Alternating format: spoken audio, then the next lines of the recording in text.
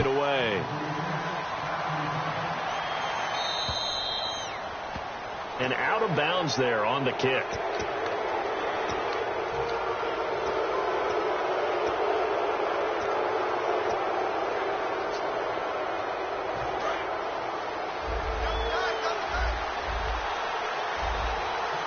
In the backfield is Anderson. Now a play fake here on first down. Forced out to his left. And that one falls incomplete. Looked like he might have had position there, but he couldn't hold on at second down. And when all else fails as a defender, when you're not there in the coverage, your best friend is exactly what we saw there. A big play shot taken by the offense. Unfortunately, it ended in a big drop.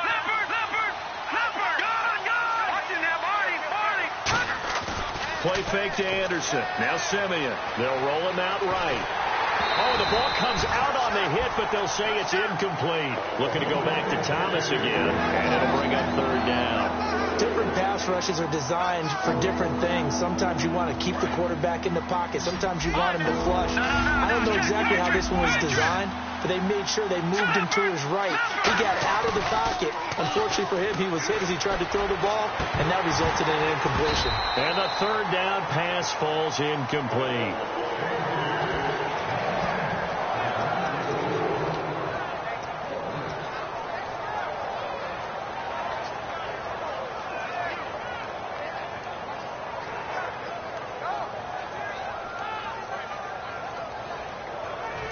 They're going to try and keep hope alive here on fourth down. They're going for it. Got to try it here. He's back to throw. And this time he's got the hook up. It's complete. And he's got the first down yardage there as he takes it just across midfield. We always talk about big-time players make big-time plays in big-time moments. I think that fourth down qualified. That was a heck of a throw. And for a third time tonight, he's intercepted. It's Chris.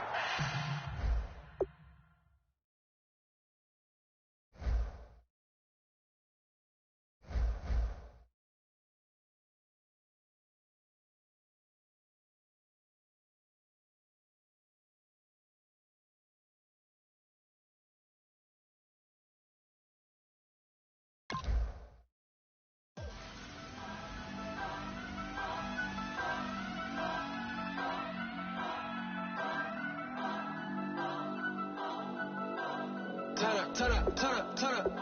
I'm breaking in. I'm at the pearly gates, but they won't let me in. I told the devil, I said, I ain't trying to sin, yeah. No, I ain't trying to sin, yeah. Pray to the Lord, Daddy, let me in.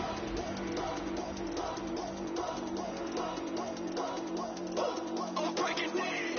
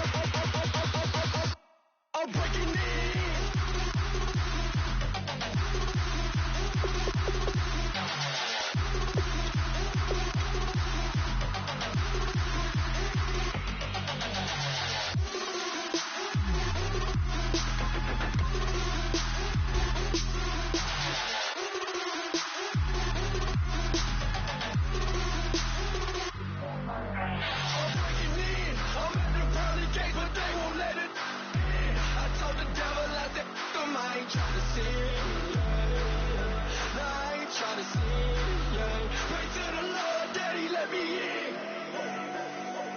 Daddy, let me in. If not, I'm breaking in. I'm breaking in. I'm breaking in.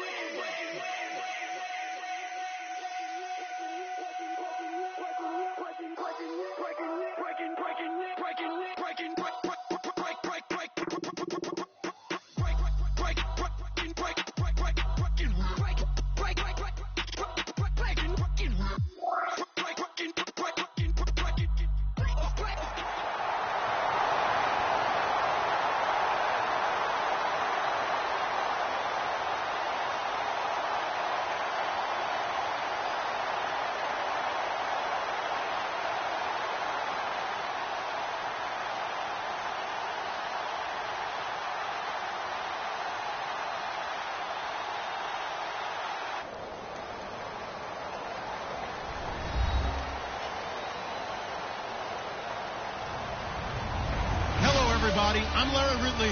You're tuned in to the NFL on EA Sports. We've got a good one on tap today, and there's going to be two quarterbacks ready to get it done on the gridiron. It's the Broncos going up against the Cowboys. And with that, we're off to Big D in AT&T Stadium, where we'll say hello to our broadcasting team of Brandon Godden and Charles Davis. Larry, we find ourselves right in the center of the Dallas-Fort Worth Metroplex in Arlington and AT&T Stadium. Straight ahead, we've got a good one on tap here between the Denver Broncos and the Dallas Cowboys.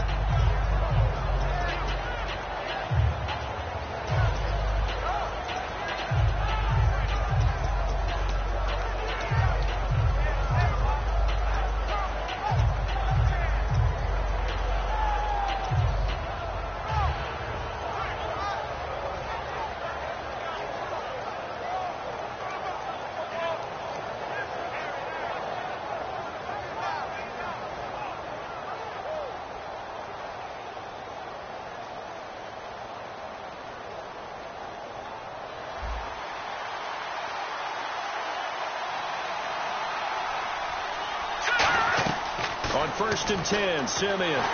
Screenplay, Anderson.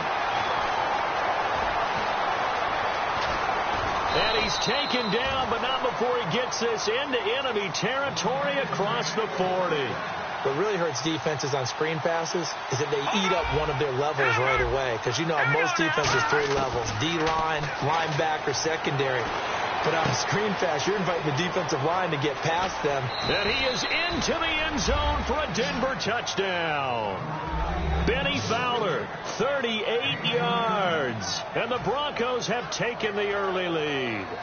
Well, that's how they envisioned it, get the football to start the game and score it. And I don't know if that was scripted. Was it an audible? Or was it just a play call that they had in their pocket? No matter what, they had the right call on against the right defense, and they end up in the end zone.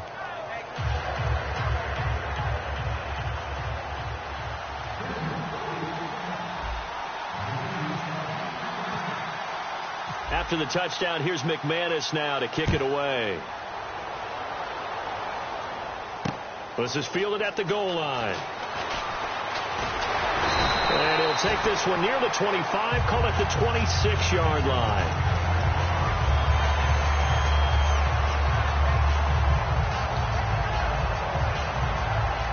Shift together here from the D-line. One man in the backfield, Elliott. On 1st and 10, Romo. He's got the connection to Cole Beasley. And they're able to get this one across the 35. Give them 11 on the gain there. And it'll be a Dallas first down. And when you're playing a quarterback with some experience and some moxie, you enter the danger zone when you decide to blitz him, because if he's able to diagnose as he did on that play, he can hurt you downfield. He reads defenses so well, doesn't he? He really does, and the best part about that play for him, I don't think that was his primary target. I don't think so either. I think he had the read, figured out where the blitz was coming from, and went to a secondary target for a really nice game. Here's the offense, and I don't know what more you can say at this point in his career about Jason Witten. You just give him full respect. This is a guy who knows how to do everything on the football field. Not just catch the ball, but huge in the run game with his blocking at the line of scrimmage. Here's Romo now on second down. He's going to flip that out to the flat. It's complete. Give him 2 yards on that play, and that'll bring up a third down. Partner, your thoughts on this D-line? I love a unit that can control the run and get after the passer. This is an all-around terrific defensive front. Hard to move the ball against them on the ground, and then when you want to throw it, look out. Here they come after the quarterback. Complete to Jason Witten. Give him 17 yards that time as that'll move the chains. Almost not fair. The big guy running the corner route, being able to lean and push and get to where he wants. So how do you stop it? A lot of times you want to have a linebacker on him, a bigger body guy who can handle him physically. But a lot of times that doesn't work as well because his quickness often wins the route. A first down carry by Elliott. And he's got some space here. And a touchdown, Cowboys. Ezekiel Elliott, 42 yards. And the Cowboys are an extra point away from tying the football game. And on that long run, maybe the defense caught napping a little bit. The concentration level may not have been there. I agree with you on that one because those types of plays, when they result like that, they're almost like big bolts of lightning, aren't they? Whoosh, and off he goes. So we're right back where we started, all even as the kick's away. And that'll carry over the back line of the end zone for a touchback. And Denver getting set to take the field.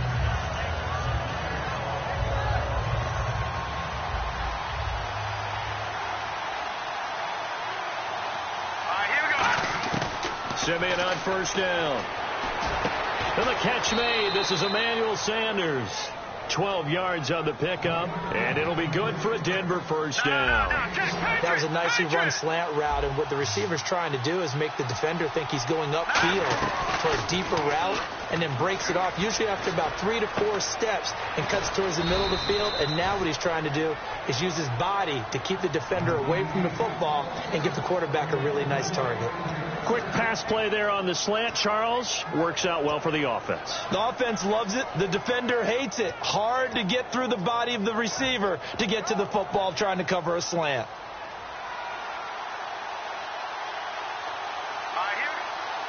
Detroit! Detroit! Over! Here we go now. From the 50, it's Simeon.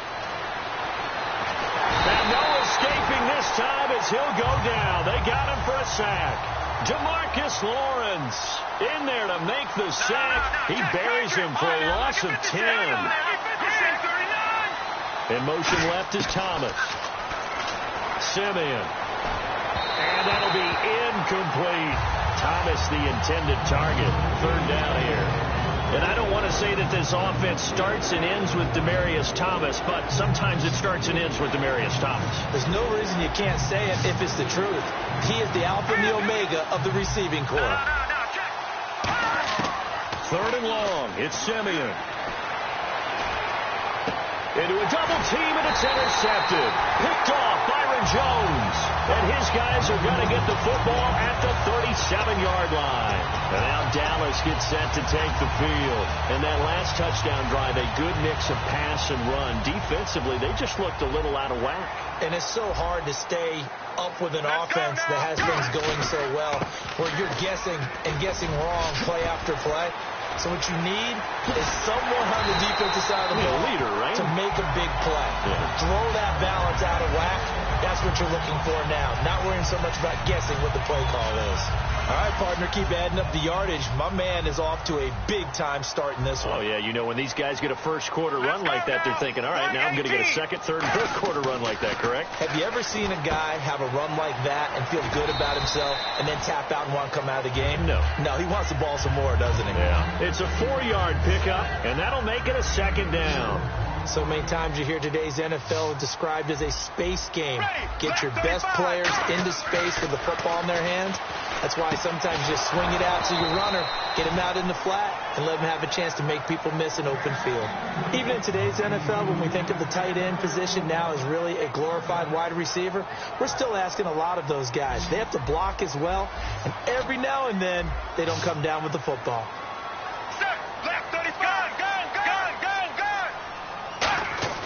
Throwing on third down. Now Romo hit, and he loses the football. He had a yard out.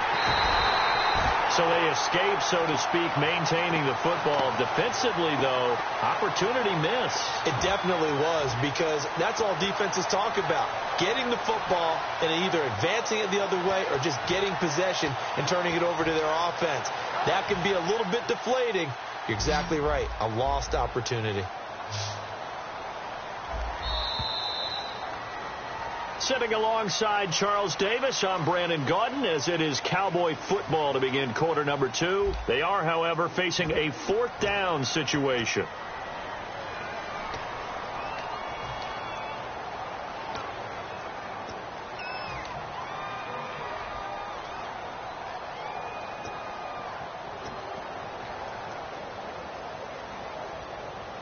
Romo not coming off the field. He's going to lead the offense up here on 4th down. Check. Right, 20. Half.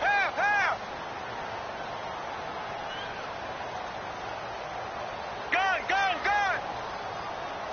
Check. Here we go on 4th. Romo. And this is incomplete. CD, wanted to get your thoughts just on the landscape of the offseason for each of these teams. Super Bowl in the rearview mirror, but so much going on. People look at the draft a lot, but there's a lot more that goes into the offseason for these front offices, is there not? It certainly is, and then even before we get to the draft, you start with the combine. You know, that's held in Indianapolis every year, and you have about 350 of the top prospects coming together to get their physicals and interviews and on-field performance, and all that will get evaluated along with their game tape. And then you've got the free agents. All right, that starts, I believe, in early March, where now the free agents can start moving around to different teams. So your team's starting to take a little bit of shape there, free agency, because then the draft's coming up. You're trying to put your team together with new draft picks, have everyone start to move in one direction. And then you have the OTAs and minicamps. We get to see them on the field for the first time. And we start to get a better idea of how these teams are going to look when the fall begins. And this one complete to Virgil Green. And brought down, but not before they're inside the 25. And there's a completion to the tight end. And look at the size of these players nowadays. At that spot, 6'4", 6'5", and up. A lot of guys used to be basketball players, somehow came back to football. That's really good for the game of football. You're getting better athleticism, great hand-eye coordination, guys who know how to control their bodies when they run their routes. Pressure applied, and he's going to be taken down. They sack him back at the 33-yard line. He didn't get rid of the football there, took the sack. Although that's easier said than done. He can't just chuck the thing sideways into the seats. No, he really can't, because you're not afforded total protection as a quarterback. You have to get outside of the tackle boxes as defined by the NFL, meaning wherever your tackles operate normally, get outside of that. And the ball that you throw has to get back to at least the line of scrimmage. Otherwise, you're facing intentional grounding call. And no signs of the field goal unit. They're going for it on 4th down.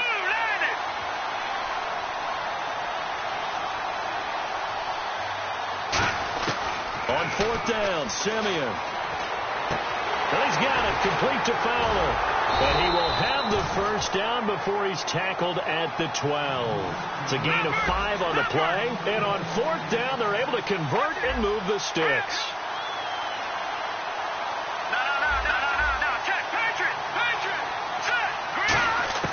Now a first down throw, Simeon.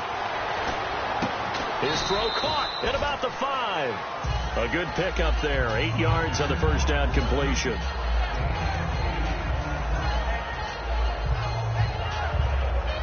And on the outside, they're playing press coverage. On 2nd down, Forsett. And he's going to get this back to the 3-yard line and no further. Only a yard on the pickup, so from a good situation on 2nd and 2, it's now 3rd and 1. Well, so many times we look at a short run and we praise the offense for trying to set the tempo and establish things. But the defensive guys, hey, they just won the battle. And he will take it in for a Bronco touchdown.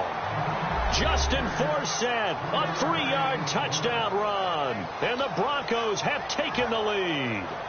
Solid job up front. Really just a solid job all the way around to get that one in. Yeah, that was well executed, wasn't it? Well blocked, well run. End result, 6 points. Touchdown.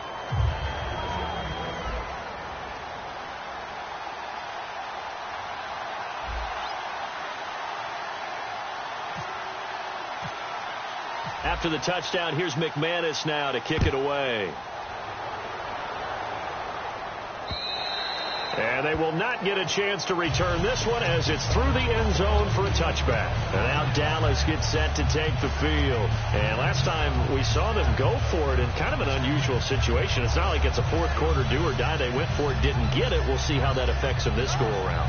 Partner, I'm wondering if we're starting to see the effects of analytics coming into play here, where people are studying the number of possessions, how many times you should go for it, what position it leaves your team in. Maybe we're starting to see a little bit of that creeping into the NFL game. Yeah, I think we've seen it in other sports, maybe into the NFL now as well. And he takes this one just shy of midfield all the way to the 49. A tough run by Ezekiel Elliott, the 4th overall pick in the 2016 draft. If you watch tape of him in college, you saw plenty of those runs, because I know the highlights showed him in the open field breaking away from people, but that's how he wore down defenses, those exact type of runs. Incomplete. Let's look ahead for a quick minute. We don't have the schedules yet for next year, but what we do have are the 5 international games that will be played, 4 in London and then 1 again in Mexico, Jacksonville, Baltimore, Miami, New Orleans, Cleveland, Minnesota, Rams, and Arizona. Those in London, and then Mexico's going to get a great game. The Raiders and New England. Yeah, you're exactly right. And just think about the ones in London. Remember, they're splitting them between the 2 different stadiums in London, so they get a different flavor in all these places. In Mexico, for the 2nd straight year, the Raiders are coming to town. That should be a whole lot of fun. Should be a ton of fun and a very good matchup. 2 minutes to play here in the first half. We're back to Arlington right after this timeout. Bryant, the lone receiver, left. On 1st and 10, Romo. Wide open receiver, complete. That one good for 16, and the drive will continue. And now the passing game here in the second quarter starting to heat up a little bit. Don't you feel the rhythm starting to happen, right? You see it now. The confidence is starting to rise. I think now as a play caller, because that has happened, you lean on it a little bit more. You don't go totally away from running the football, but you do say, guess what? We can throw it well with a whole lot of confidence. See if they stay on the ground for 2nd down.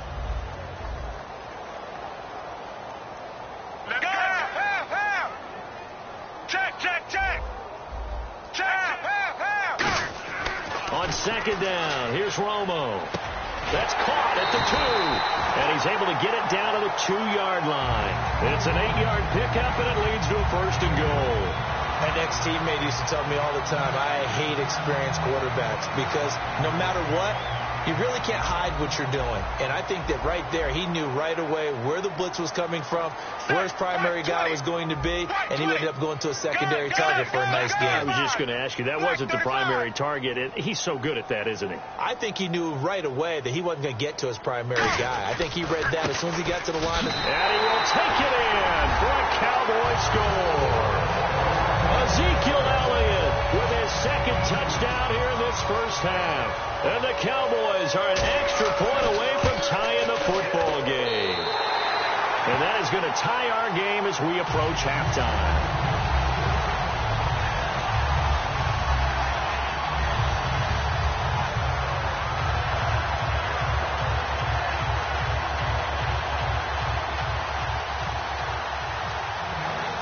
So a tie ball game here as the kick's away.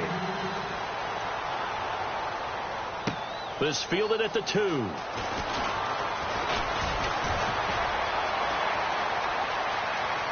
Oh, he's got some breathing room.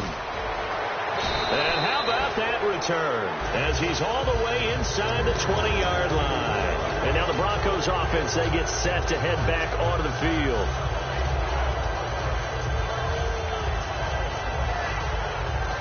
And now a timeout called by the Cowboys defense. It's just their first, so they'll have 2 remaining here before we get to halftime. And a great spot to start this drive from here. They'll put 2 receivers left, 2 to the right. On first down, it's Simeon. Incomplete into the hands of Fowler. That throw good for 4. It's second down. If you're running out route, it's likely you end up near the sideline.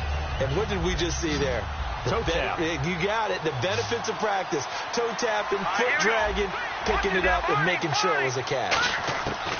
Here's Simeon now on second down. And that one got tipped. Kind of threw everything off. It brings up third. Well, we're not playing 3 yards in a cloud of dust football anymore. I kind of get why those old school coaches sometimes didn't want to throw the football. Because if it's popped up in the air, it almost turns into slow motion, and both sides trying to get to the football, and you're holding your breath wondering whether it's going to go good or bad for your team. Marlon Brown, the intended receiver, and that brings up 4th down. Timing's crucial in any route thrown, but when you throw an out, so many things are going through the mind of the receiver. Catching the ball, timing it up with the quarterback. Are my feet going to get down inbounds? On that play, all those things going through his head might have caused him to drop it. So they kick it through to take the lead. There is a little bit of time left, though, here in the second quarter. And while they're concerned about not giving up a big return or giving up points themselves going into the half, how good do they feel, though, putting points on the board themselves right near the end of the first half? After splitting the uprights, McManus to kick it away. And this will be a touchback as that sails over the end line. So out come the Cowboys now as their offense gets set to take over. And from this spot in the field with the clock where it's at, you think we're just going to see a knee and that's it? And I think in this situation, that's the proper play. But we do know there's some risk takers out there that may want to take one more shot before the clock runs out. One man in the backfield, Elliott. Check, check, check. Check, check, check. The final shot before the break. Romo going up top. That's going to be knocked away and incomplete. So 2 quarters down, 2 remain. Charles and I return after the break.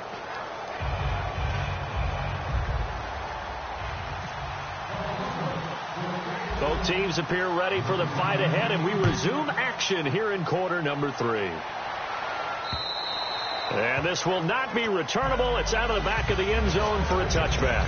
Out come the Cowboys now as they'll go on offense first here in this third quarter. They're down here, but very much in this game. What's the tonality of a coach's talk when a game is within striking distance like this at intermission?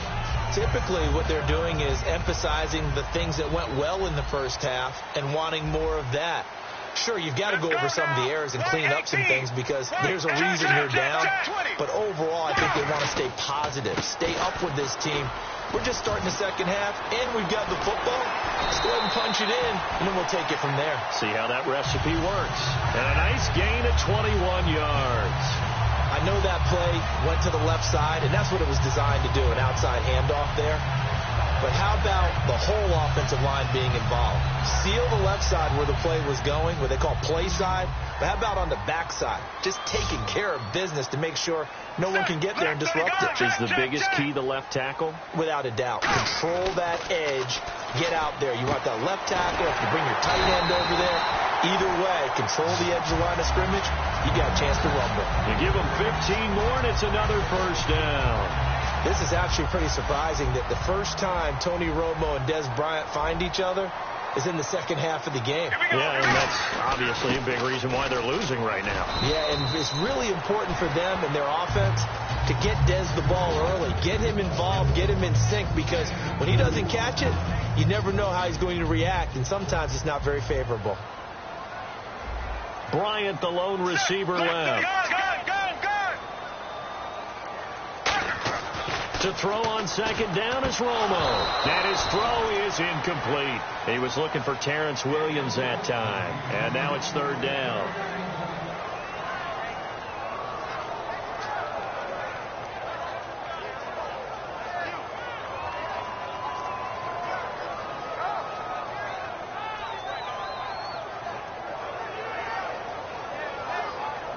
They'll need to get it to the 30 for a first. This is third down. Here we go.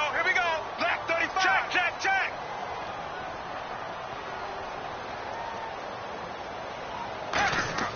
Throwing on third down. Romo. Complete to Jason Witten. And he will have a first down at about the 21-yard line. And the game just keeps evolving. Big guys running those corner routes, so difficult to cover.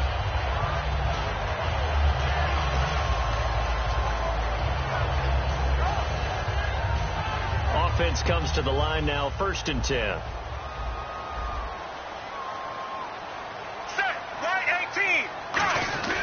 Now back to the ground with Elliott. And he's going to fight his way forward here for a modest gain. And give him 4 yards there. It'll be 2nd and 6.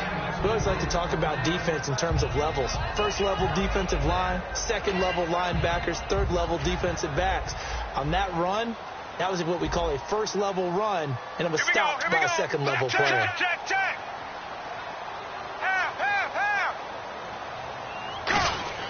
Here's Romo now on 2nd down. He's going to hit his man out of the backfield. Complete. They'll lose a yard, and it brings up 3rd. That play was well covered. Just tried to check it down. Unfortunately, not able to find any yardage on that one. 7th play of the drive upcoming here on 3rd and 6.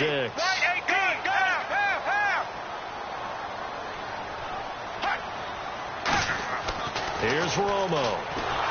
And this is going to be incomplete.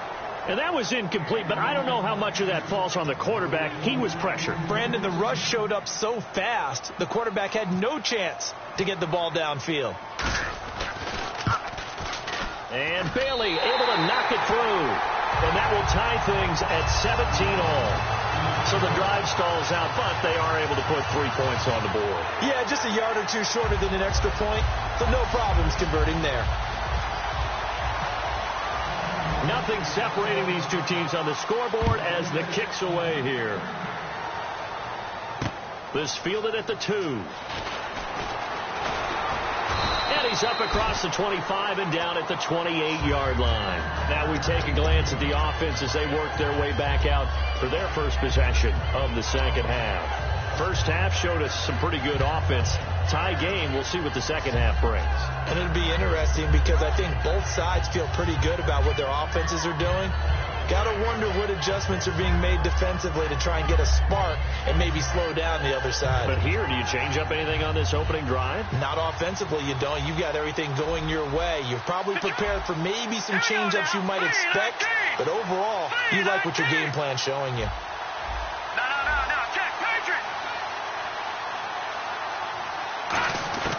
On first down, Simeon. Into double coverage, and it's intercepted. Picked off Byron Jones. And his guys are going to take over at the 39-yard line. And now Dallas gets set to take the field. And last time able to get 3. It's not what they wanted. They wanted 6, but they got at least something. They mustered something out of the drive. They'll take it. I like the way you've described it. Not ideal, but they'll take it. Anything to put some points on the board. But this time on offense, they don't even want to see the field goal kicker trot on the field. They want that ball in the end zone. Yeah, they'll be going for 6. Bryant, the lone receiver, left.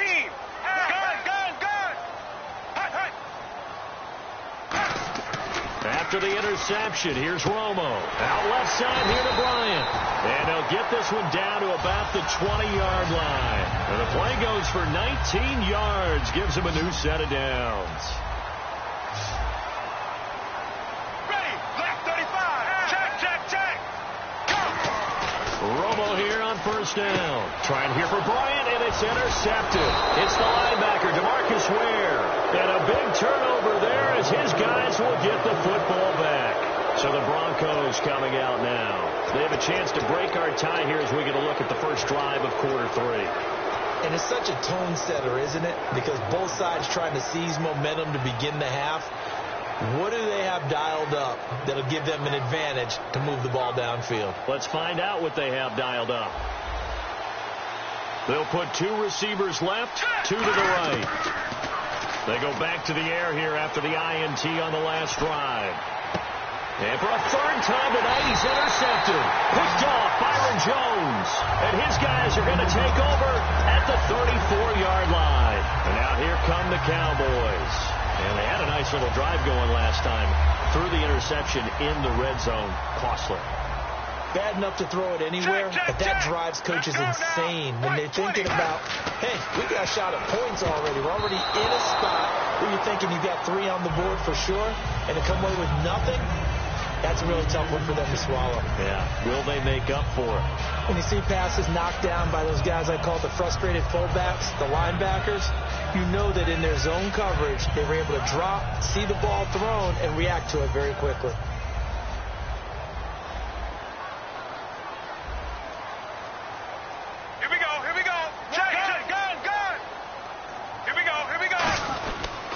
On second down, Elliott. And he is going to lose yardage here.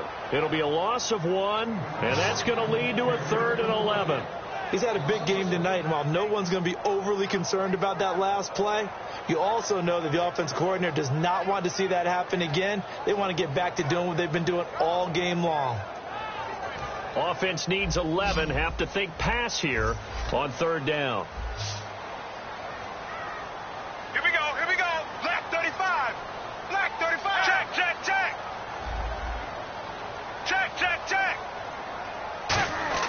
Here's Romo. And he couldn't hang on to it through the contact. Incomplete. On any passes in the middle of the field, anyone who's going after the football is going to be conscious that it's probably going to be contested, and often physically. Sometimes that leads to drops.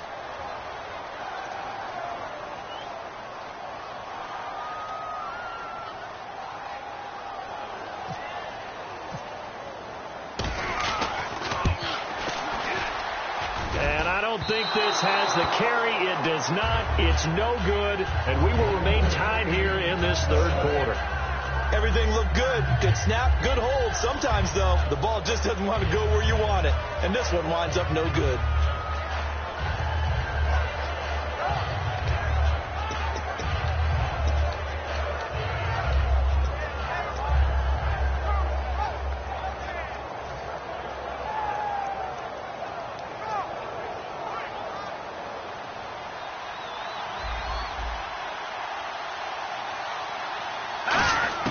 Trying to shake off the interception. He'll look to throw. Incomplete into the hands of Fowler. And he's brought down. They call it a gain of 19, and it moves the chains. That was a nice completion on an out route, and those types of plays are the result of arm strength by the quarterback and timing by the receiver. Anderson. And he'll take this one down to the 36. 3 yards on the pickup there, and it'll be 2nd down. Looking to speed things up here, going with some tempo. Again, Anderson. And he'll be taken down after a minimal pickup, and that will take us to the end of quarter number 3. Back now in Arlington, all even as we get ready to start the 4th. And this defense looks for one more stop here on 3rd after the run. They'll put 2 receivers left, 2 to the right. From the gun on 3rd, Simeon. He gets it to Brown, complete. And he will have the first before he's brought down right on the chalk of the 20. So he makes the grab and the chains move forward. Nice job by the offensive line giving them time to complete that 1st down pass. And now the offense operates in the red zone. From the red zone now, Simeon. His throw caught right around the 6. And eventually stopped just shy of the goal line right around the 2. They're going to hurry back to the line now. And the D-line pinching together must be expecting the run. Now a run with Anderson. And this will result in him losing yardage back to the 3. It's a loss of a yard there, and now 2nd down. And frankly, Brandon, we're talking about things I'm not sure we ever thought we'd talk about in the NFL. And a lot of that is the speed at the linebacker position. A lot of these guys in college, they were safeties. They moved them up to outside linebacker to combat the spread offenses, and now we're seeing it in the NFL. Those same guys using their speed to make plays in the backfield, similar to that one. His path became similar to almost running a stretch play, didn't it? Trying to find a crease, anywhere to put his foot in the ground and cut back. It just never materialized.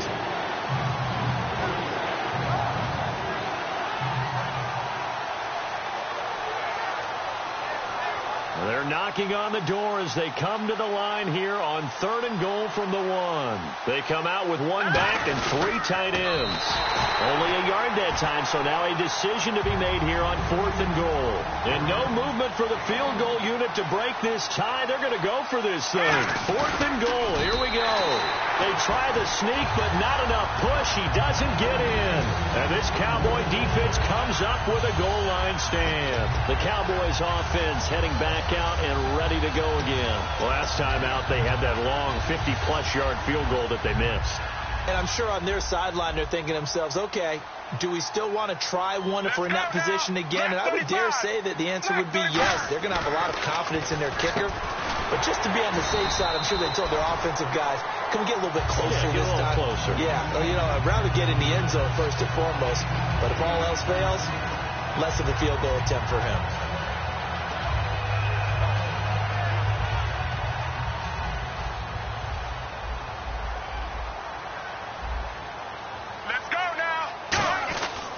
Romo gives to Elliott. And he'll be a couple yards shy of the 20 at the 18. 9 yards on the pickup there, and it keeps the drive alive.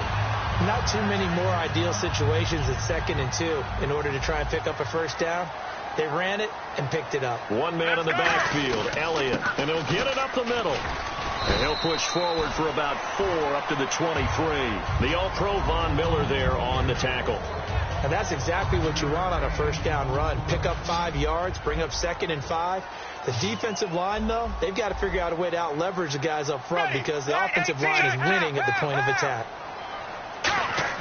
To throw on 2nd down is Romo. And Beasley with it over the middle. 7 yards there, good enough to move the sticks. Some think that teams really won't throw a slant route unless you have a receiver that has a lot of stature to him. But sometimes the little guys, they get lost in there. People can't really locate them, and they run that quick cut on the slant, and oftentimes they can turn it into big plays. Ready, right, 20, go! Romo hands to Elliott, and he'll take this up near the 35, maybe the 34.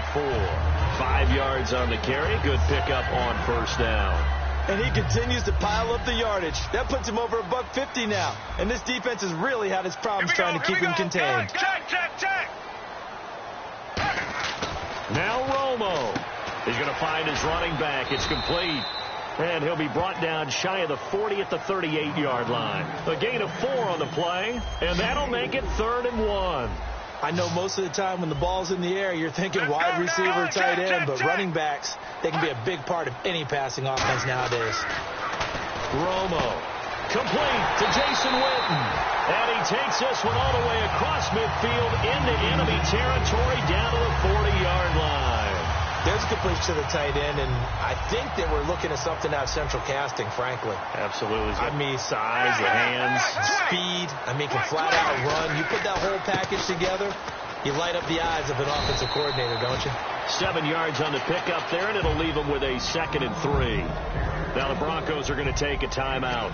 It's just their first. They've got 2 more to use here in the final stages.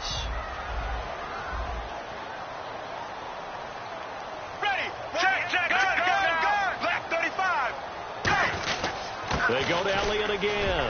Oh, he's got a little daylight. And that's a touchdown as they've broken our tie here in the final minute of the 4th. If there was a time to break off a nice run like that, it was right here to grab the lead in the 4th. And there's just so much stress on a defense in that situation because you're looking at the clock. What are we guarding against? What's the first thing, right? The strike to the end zone, throwing the ball. Instead, they come back and hit him with a run.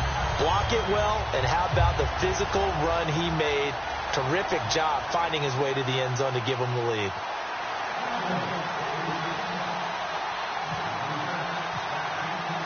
The kick team out there for the Cowboys as they run up to send this one away. And that'll carry over the back line of the end zone for a touchback. The Broncos offense now gets ready to head back onto the field. They're down here in a 1-score game.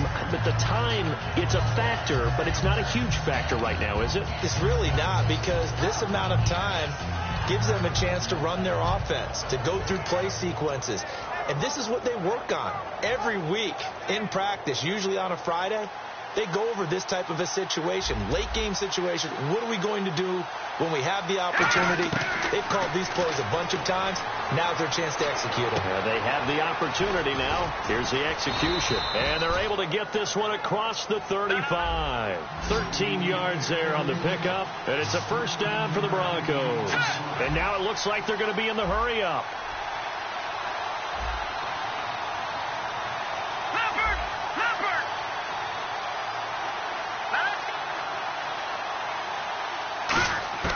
He's back to throw. It's complete to Brown, right side. Past the 20. And he is across and in for the score. And now they can tie the game in the final stages with the extra point. Or they can go for two and go for the win. And while it appears the heavy lifting was accomplished by scoring the touchdown, they're still down one. That extra point is not a gimme. And we may very well be headed to overtime.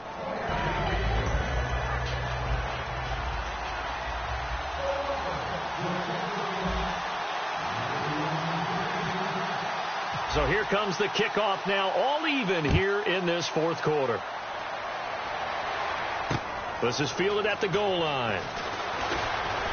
And he'll get it up past the 20 to the 22-yard line. Here's the Dallas offense now heading back out onto the field. They have a little bit of time here to get into field goal range. Not much. In a tie game, you don't want to do anything crazy, right? I agree with you on that one. Risk reward, okay? If you go for it, what is the absolute reward on this?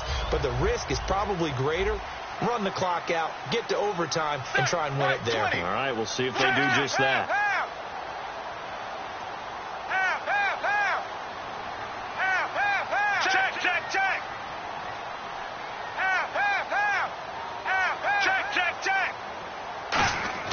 Romo now to throw. He's going to air one out. And that is incomplete. 7 seconds remaining. Dez Bryant, the intended receiver. And that'll bring up second down. One thing I know from experience is that when the deep ball is thrown and you're the defender, you've got to fight that little bit of panic that emerges. You've got to play the ball really well. It's a 50-50 jump ball play. And guess what? They took a shot. How are you going to win it? And in this case, they managed to get it done. Romo. And this is going to be intercepted. A great read, and it's picked off. And his guys will take over at the 30-yard line. And Denver getting set to take the field. They have to kick it here, right? I mean, no question. Yeah, no doubt about it. This is special teams time all the way. Coaches have it on their play sheet. This amount of time, you don't take chances. Looking at the cheat sheet, see what they do. And this will split the uprights. It's right down the middle. And it'll be all smiles on Blake Street tonight. The Broncos have won it. Well, I know at points in this when you wanted to close your eyes because of all the points that were being put on the scoreboard. You're a defensive guy, but it was a fun little track meet, wasn't it? It was, and you know the people who really enjoyed this game? They're the ones that like going to batting practice at the Major League Baseball parks, right? Seeing the 14-11 game, that sort of deal. That's right up their alley with what we saw in this one.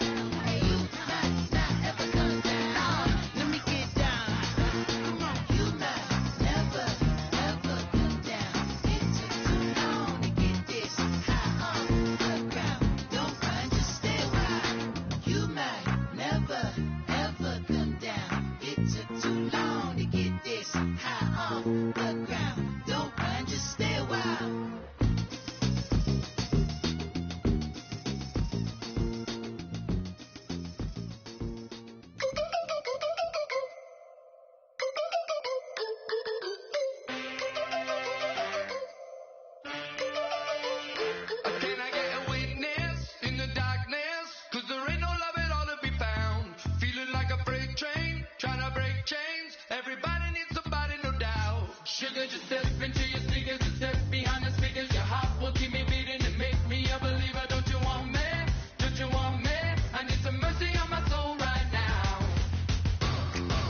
Give me what you got, oh, oh, oh. Give me what you got, oh, oh, oh, oh. I said, roll up, yeah, come get your love.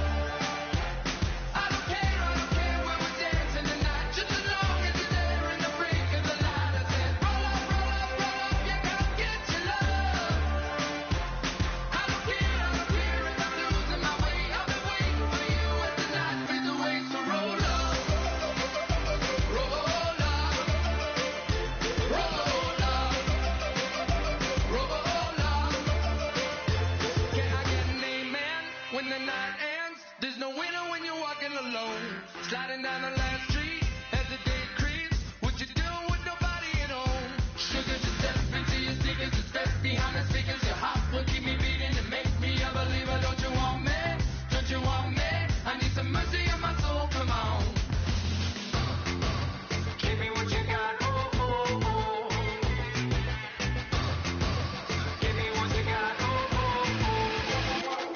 I said, roll up, yeah, come get your love.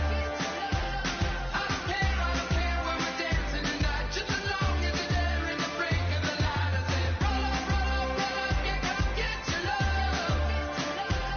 I don't care if I'm losing my way. I've been waiting for you as the night fades away. So roll up, roll up, roll up, roll up, roll up. Extra, touch and pull up, hand in hand for one last touch. Shake extra, touch and pull up, hand in hand for one last touch. Shake extra, touch and pull up, hand in hand for one last touch. Give me what you got, oh, oh, oh, oh. I said, roll up, yeah, come get your love. I don't care where we're dancing tonight, just as long as you're there in the break of the light. I said, roll up, yeah, come get your love.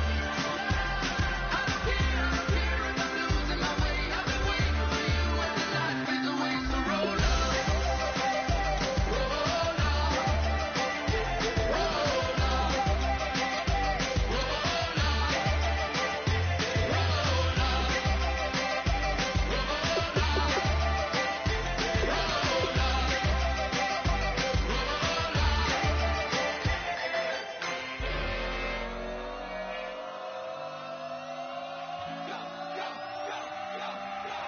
do some crazy. Okay. I wanna live like it's Mardi Gras and go dumb with my whole squad and don't need no R&R to regular life. I say au revoir. Hey, living life in the fast lane. May your pain only beat. So please come join me. One thing, good vibes only. I just tap. I'ma fill my cup. Got fireworks. Let's blow some love. Tonight I'm going stupid. Doing things I've never done. We all got one thing in common. We just wanna have fun. Hey. What you wanna do? What you wanna do? I think I'm gonna do something crazy.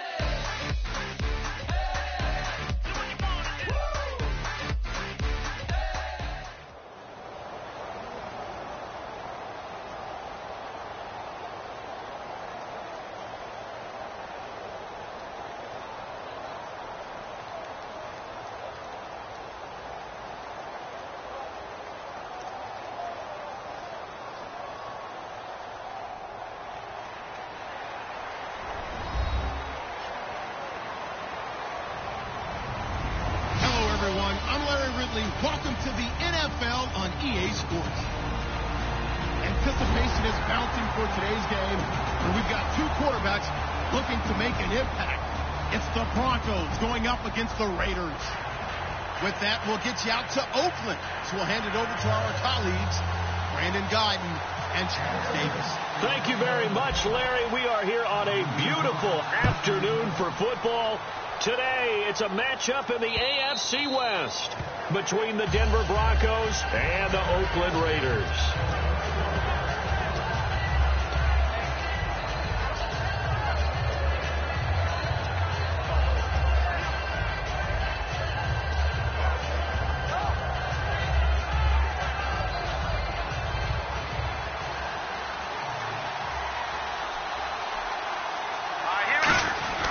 A former Cal Bear now, C.J. Anderson on the carry.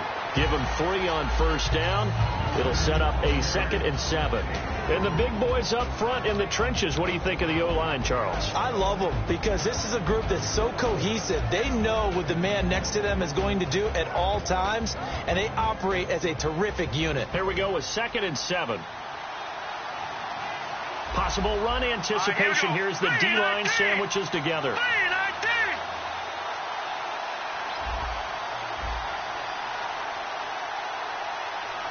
Play clock winding down. Now it's Simeon off the bootleg. He'll let this thing go for Sanders. And this will be caught at the 30. And all the way home for a Broncos score. Emmanuel Sanders, 71 yards. And the Broncos have taken the early lead. Good pass, clean catch, and a house call there on the fly route. And not that much room to operate. So that tells you about his acceleration. We always talk about being able to go from 0 to 60 real fast. It took him less time than that to get to top speed and complete that play.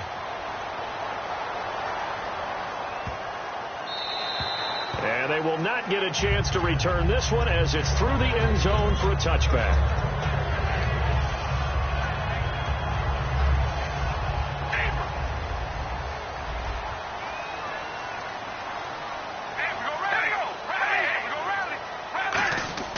They go play action here on first down. Oh, he's going to air it out right away. And that's caught inside the 30. And all the way in. Touchdown, Oakland. Amari Cooper, 75 yards. And the Raiders have drawn even here, and they can take the lead with the extra point to come. And he's able to put it through.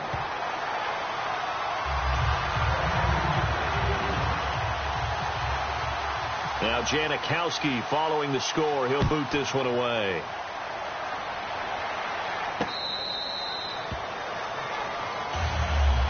The Bronco offense now set to come back out onto the field. And they're going to need another score. Got one last time, but still down here. When you're playing catch-up, every possession becomes crucial, doesn't it? It's vital. Get back out on the field, punch it in the end zone again. They know it's not easy, but what they do have going for them, they did score the last time. They think they've got a good blitz coming, and down he goes. Khalil Mack in there to drop him, and it'll be a loss of about 8. Now, that was just absolute perfect man coverage. Nowhere for them to go with the football. Led to a sack. That's really difficult to do in today's NFL with all these gazelles running around that you're trying to cover in the secondary. Simeon. He will find his man for the first time. Demaryius Thomas. The 30. And he finally goes down at the 23-yard line. A huge play there for Denver. And even 60 yards.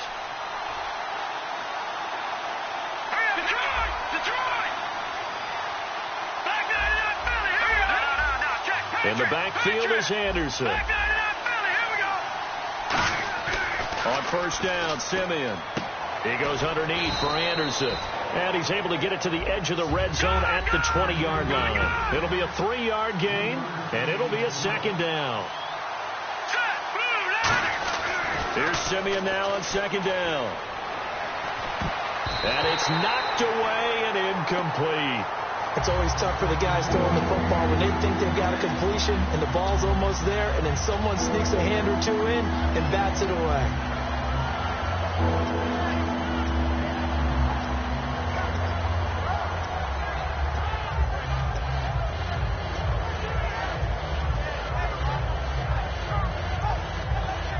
Seven yards remaining here on 3rd down.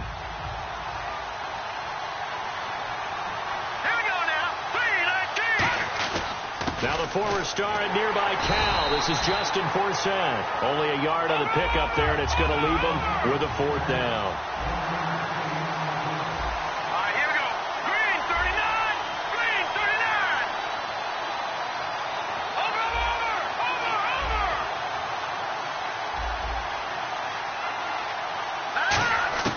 Here we go on 4th. Simeon. And it is incomplete. The Broncos unable to convert here on 4th. And the Raider D, they get the football back. Now the Raiders offense, they get set to head back on the field. And last time the formula was pretty simple. 1-play drive, long pass. That maybe they just want to do that again, right? And that's exactly how you want to draw things up. Whether it's on your grease board, right, in your playbook, 1-play drive is exactly what you want on offense. What they have to be careful of is not having a letdown. Latavius Murray. And he takes it down deep into enemy territory. A big run that time by Murray. 81 yards. So the run gets them the first, and now they operate with a fresh set of downs. Now they'll run. Murray. And he is going to lose yardage here. That's going to go as a loss of a yard, and it'll be 2nd down. So the myth has been shattered. Every cornerback in the league is not just a cover corner. Some of them will stick their nose in there and make plays exactly as we just saw there. A big look. And he is in. Touchdown, Raiders. Latavius Murray taking it in from a yard out. And the Raiders add 6 to their lead. And he was excellent on that drive. He deserved to be the one to get across the chalk. Oh, I agree with you totally. A workhorse on the drive. And how about that last decisive run to punch it in? Janikowski now for the point after. And it's up. It's good. Our score 14-6.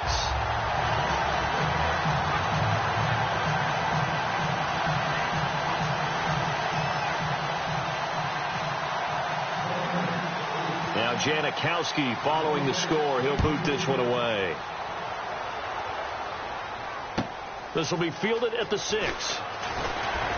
And he'll take it up past the 25 to the 26-yard line. And coming out now, the Broncos. And on the last drive, they were in field goal range. They just opted not to kick it, didn't get it. How does that change the mentality this go-around?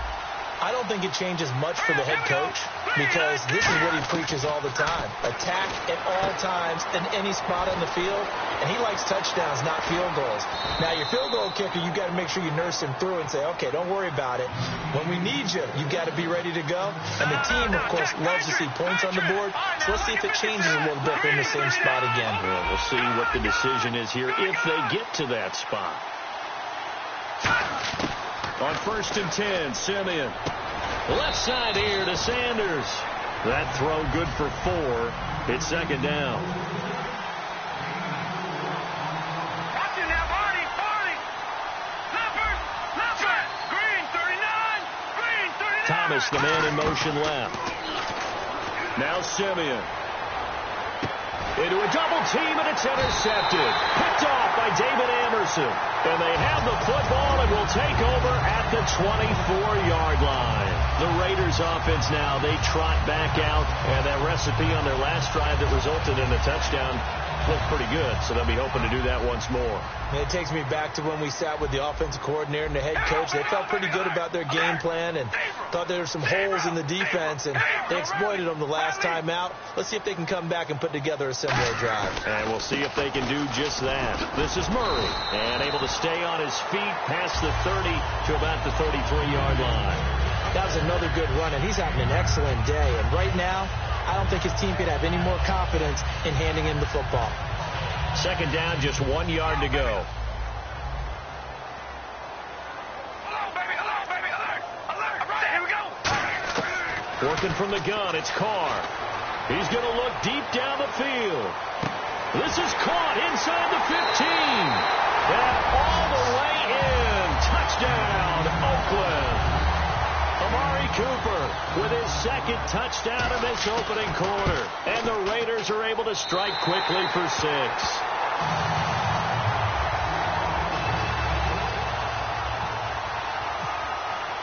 Now Janikowski following the score. He'll boot this one away.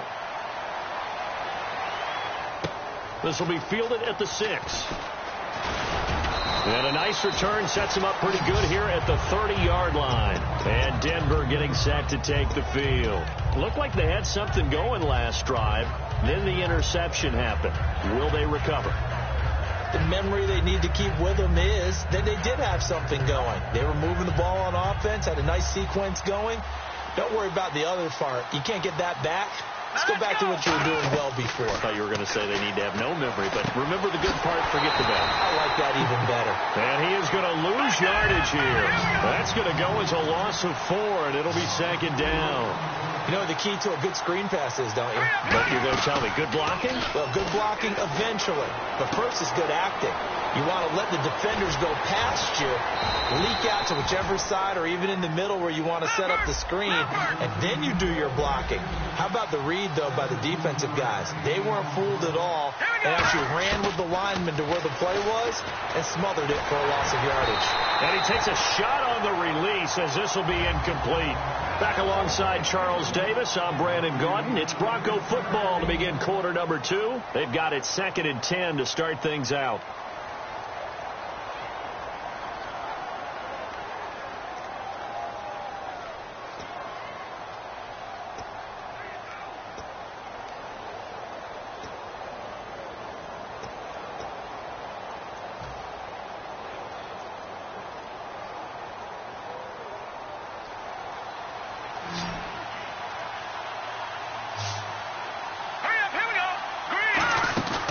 Play fake to Anderson. It's Simeon.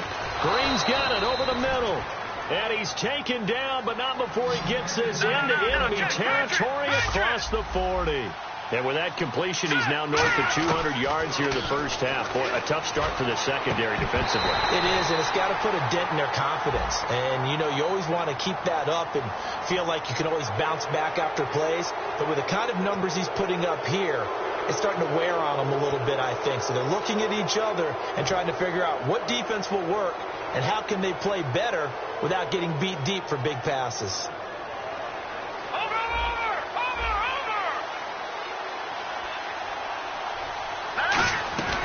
Following the penalty, Anderson, and able to push his way forward here for a good little gain.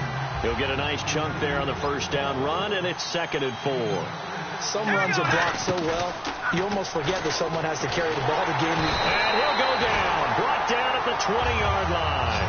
Khalil Mack able to drop him for a loss of 4. Well, this has been a pretty sizable drive. They've had some success. Finally, the defensive coordinator found some success of his own. I think he just simply said it. And that is caught. Touchdown, Denver. Demaryius Thomas from 19 yards away. And the Broncos cut into that lead. And, partner, they found a gap there on the post pattern, and it was in the middle third of the field. And that's really difficult to do because ordinarily the safeties are back there to prevent that happening. But they found the opening and exploited it. And this time he gets it to go as it is up and good.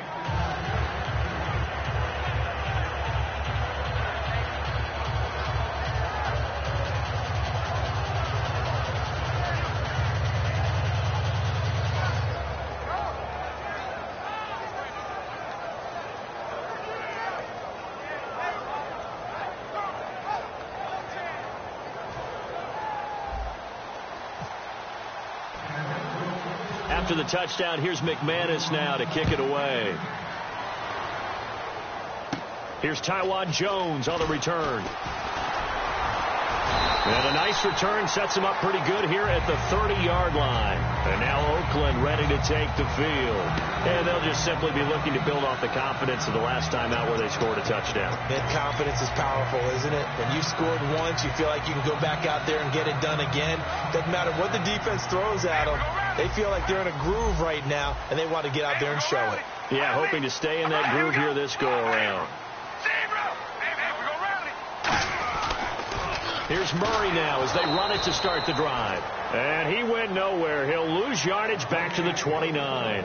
It's a loss of a yard there, and now 2nd down.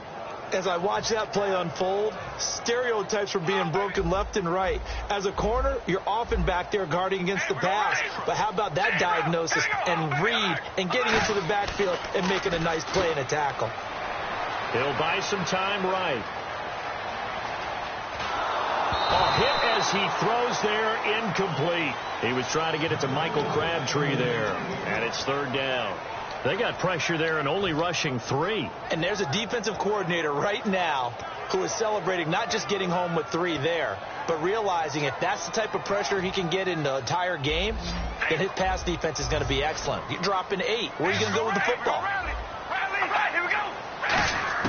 Throwing his car on third down.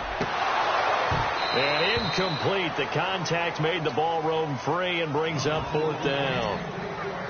Normally, he's pretty reliable. Usually catches what's thrown to him. On that play, he simply dropped it. And no move to pull Carr and the offense off.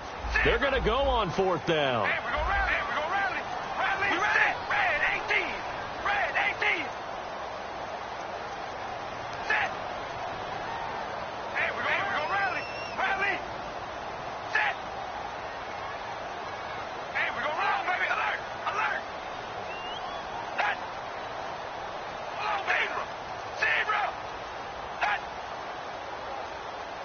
Now a whistle, and I think a penalty here for a delay. No, they're going to say timeout. They did get the timeout in time. They'll have 2 remaining as we step aside here in this second quarter.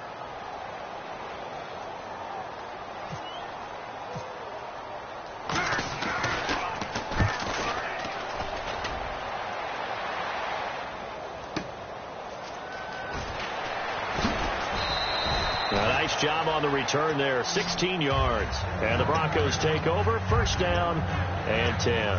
Here's the Denver offense now as they get set to take over here. And they're hoping to capture some of that magic they had last time out when they were able to put together a scoring drive. But they're still down here, Charles. Not the major concern, though, because of what you talked about. They scored the last time out. They feel good about themselves. They feel like their game plan is now in effect. They know how to attack. And all the way home for a Broncos score. C.J. Anderson, 71 yards. And now the Broncos are within a 2-point conversion of tying up the game.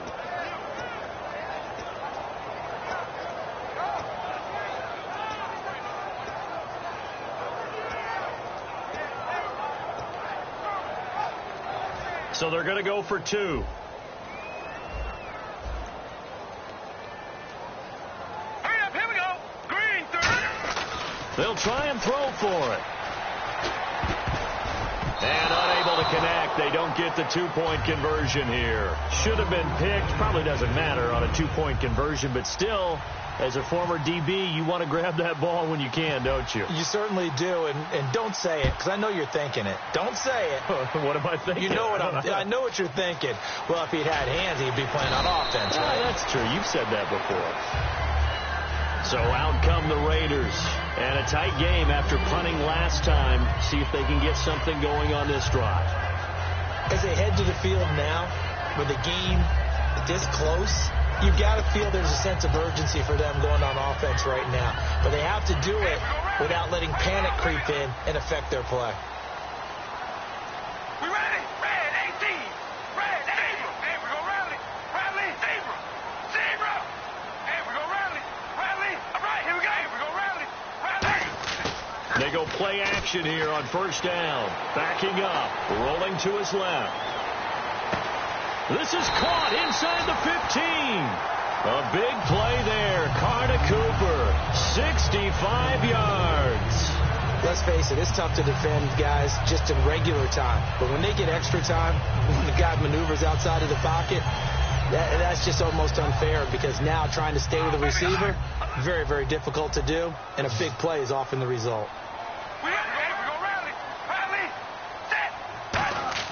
Now a play fake here on first down. And his throw here's incomplete. Michael Crabtree, the intended receiver, and now it's second down. I hope I don't sound too rah-rah on that one, but that's the exact right throw. Either your receiver gets it or no one gets it. Give him a lot of credit for being really precise with it. Got rid of it. No one got it. Denver again here on 2nd and 10. Into double coverage, and it's intercepted. Picked off by the free safety, Darian Stewart. And a big turnover there as his guys will get the football back. And Denver getting set to take the field. And coming off a one-play drive that was so deflating for the defense, what's their mentality? How do they rally here and stop this offense? Well, hopefully there's some determination that sets in because they weren't ready to go on the last one. Give all the credit to the offensive guys for getting it done, but to allow a run of that length, that's just not being prepared. So now, are they determined? Are they ready to read their keys and make the proper plays? And we'll see how determined they are.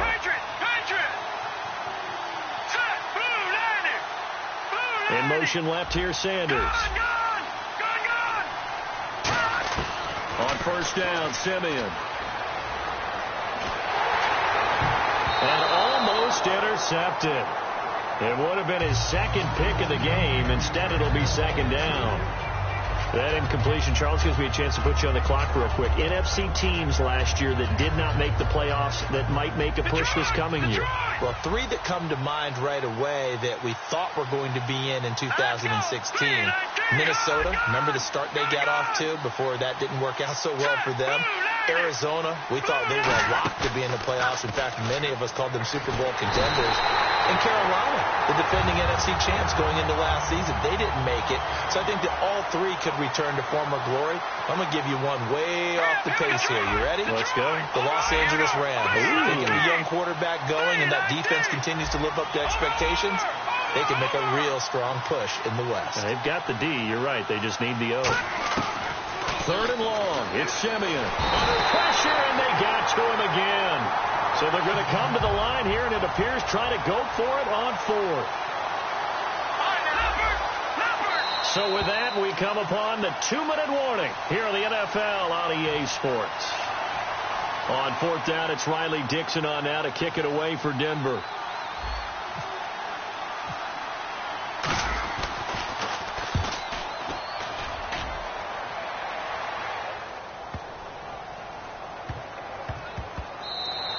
Yeah, he was looking for the checkup bounce, didn't get it. That scoots all the way into the end zone now for a touchback. And now Oakland ready to take the field. And the interception thrown in the red zone last time. We'll see if they can rebound. I just have to think the last thing he said as they went back out there was, don't do that again. What do you think? What do you think? Yeah, I think that. I think that not only did he say that, but he also told him, let's put it in the end zone that it's supposed to be in, all right? The end zone we're trying to score. I know we're being a little bit facetious here, but the bottom line is take care of the football, and everything else should flow from there. Quick lesson, never ask the play-by-play guy a question. Hey, you're my partner. I know you're right there with me. Second down following the incompletion.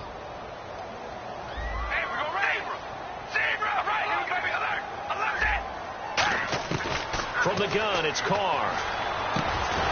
And incomplete there. A nice hit. Jars the ball free and brings up third down. After watching him drop that slant, I can hear my old coach's voice ringing in my ears right now.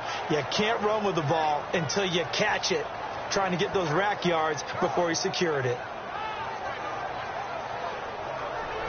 Offense trying to avoid stalling out. Facing a 3rd and 10.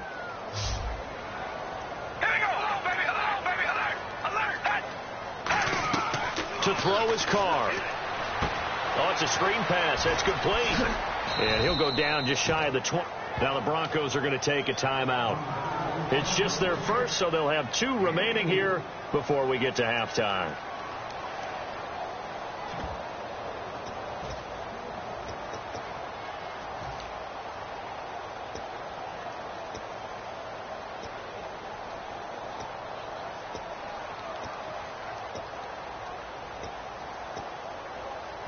And they're going to at least line up to go for it here on 4th down.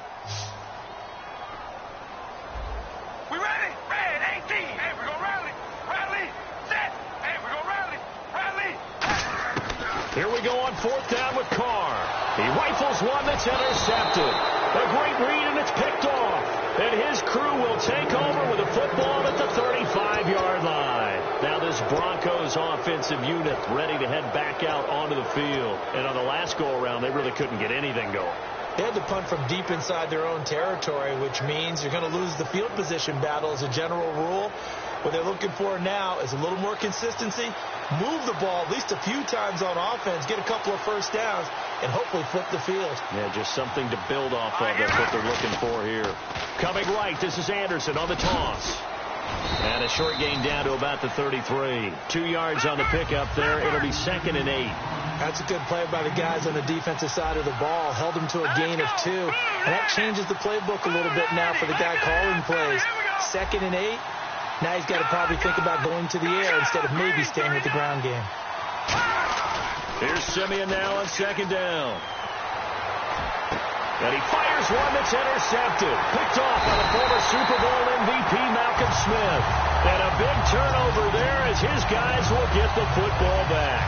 The Raiders offense now making their way back out onto the field. And following the interception, just any interception, are you a little bit more cautious when you start that next drive, or no, you just throw that out the window? I think you are. I don't think that there's any way you can run back out there and go, totally didn't affect me. Let's just go ahead and be loose with the football again. You're going to take care of it, but you have to be careful about being too cautious because now you can't run any offense at all. Still want to attack. We'll see how they attack him here. Cuts back, left sideline. And all the way down to the 39. A big play there just before halftime. 42 yards on the ground.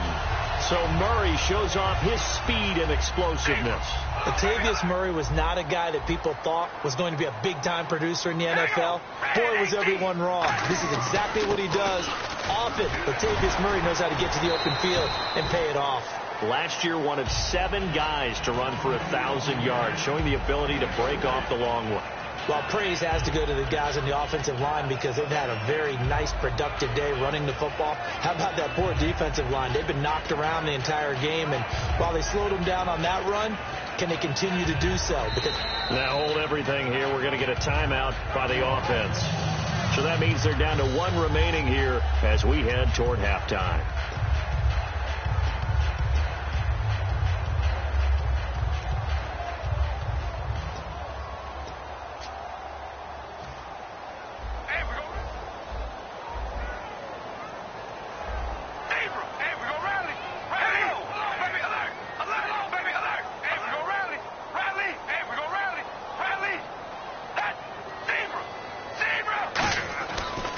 Throw on 2nd down. He's going to air one out. And he can't hang on. That's definitely going to be one he wishes he had back. Incomplete in the end zone. In this situation, it's really tough to figure out how to defend because they have plenty of room to still take deep shots at the end zone as they just did there. Yet at the same time, you've got to be ready for the short throw. In this case, when you see the cue that they're going for the end zone, retreat and make sure you have a way to play forward, back towards the receiver, and have a chance to bat the ball away as they did there. Throwing his car on 3rd down.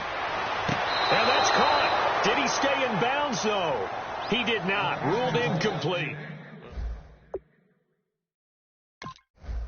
But was led a little bit too far. Yeah, that's always difficult, isn't it? Because you know half of your body is trying to stay behind while the other half is reaching out, trying to catch the football. The top half worked. And now the Broncos will burn another timeout here.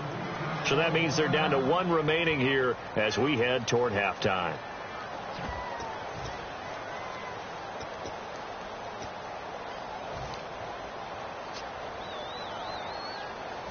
So it looks like the offense isn't going anywhere. They're going to go for it on 4th and 7. Hey, we go rally. We go rally. Rally. We ready. Red 18. Red 18. Now whistles come in. We're going to get a timeout here by the offense. And with halftime on the horizon, they'll be out of timeouts from here forward. So on 4th down, off goes Carr, and on is Sebastian Janikowski. From the left hash, this will be a 52-yard attempt. And Janikowski bangs it through, and that will push the lead up to 5. It's a little bit of time left here in the second quarter, but they get the field goal near the end of the first half to expand that lead. Yeah, that's got to feel good, but they can't let up. Now on the kickoff, they've got to make sure they don't give up a big return or big yardage to set up the other team for one last chance to score themselves. This fielded a few yards into the end zone. And he'll take it back to about the 19-yard line.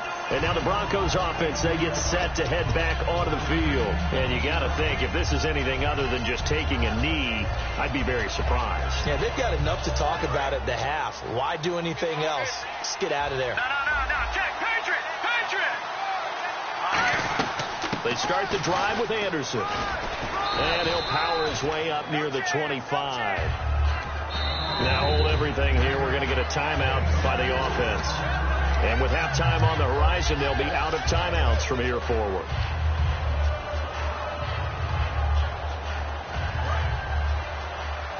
Let's round. Let's see it. Come on, let's go. They'll run it out of the Wildcat. It's Anderson. And he's got room. And he'll get it up to the 33-yard line. So we've hit intermission. It's halftime. This is the NFL, and it's a presentation of EA Sports.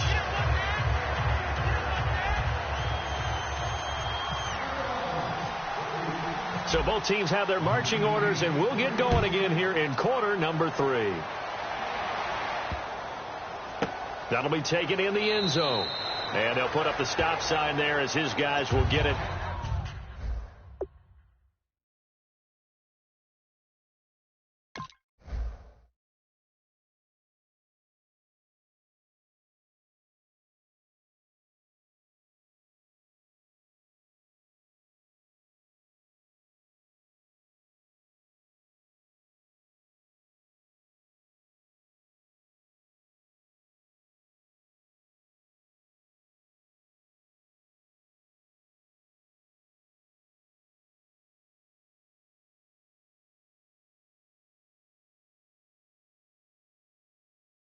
At the 25.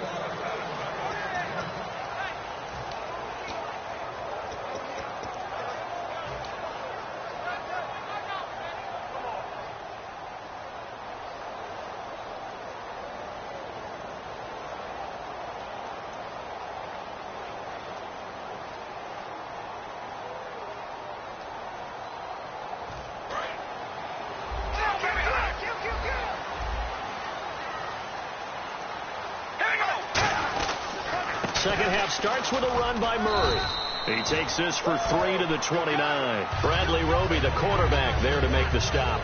But really, that was no surprise there. They've been running it well all game. And I know goals change all the time, but any team will take that type of run each and every time. On second down, here's Carr. Deep drop, looking deep downfield. And both guys were there, but it falls incomplete. I guess they figure with a guy who is that hot downfield, who knows how to get the ball into the end zone, you throw it up and give him every opportunity, even though that one fell incomplete. Yeah, he's already been in the end zone multiple times, tried to target him again deep there, but unsuccessful. Now he's going to throw it back deep over the middle. Amari Cooper, his intended receiver, and it's 4th down.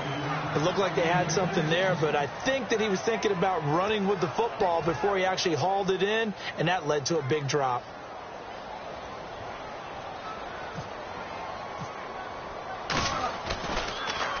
He gets this one away, and boy, it's another boomer. And that is very well done there, as this will be marked out of bounds at the 5-yard line. A look at the offense now here, coming back out on the road for their first possession of the second half.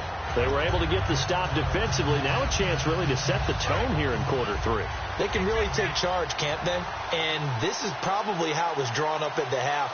I think we can go inside the locker room, all right? And I think we would see up on the grease boards, stop them defensively, get the ball back for the offense, and let's go downfield and score. Seems simple, right? The last part, we have to find out that's going to happen. But the first part worked to perfection.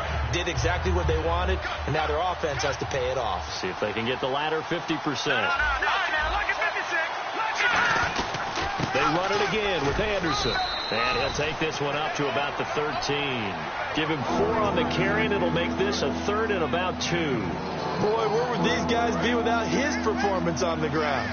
That puts him over 100 yards now for the afternoon, and I tell you, he seems to be getting stronger as the day goes along. They come up in an offset eye. 3rd down now. It's C.J. Anderson. C.J. Anderson.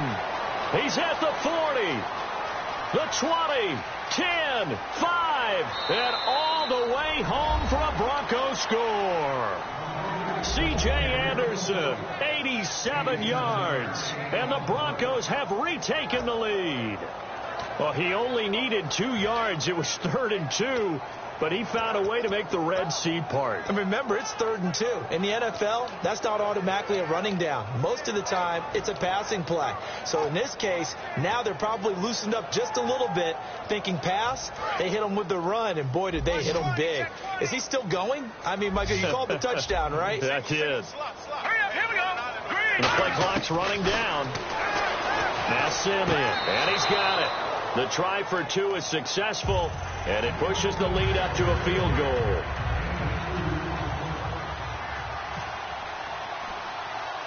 After the touchdown, here's McManus now to kick it away. And it's a short kick, taken right around the 19. And he's going to be out of bounds here as the run back will leave him shy of the 20-yard line. The Raider offense now making their way toward the huddle. And they're coming off a 3-and-out, my friend. I think they've got to look at that play sheet and go to a spot that they haven't gone before.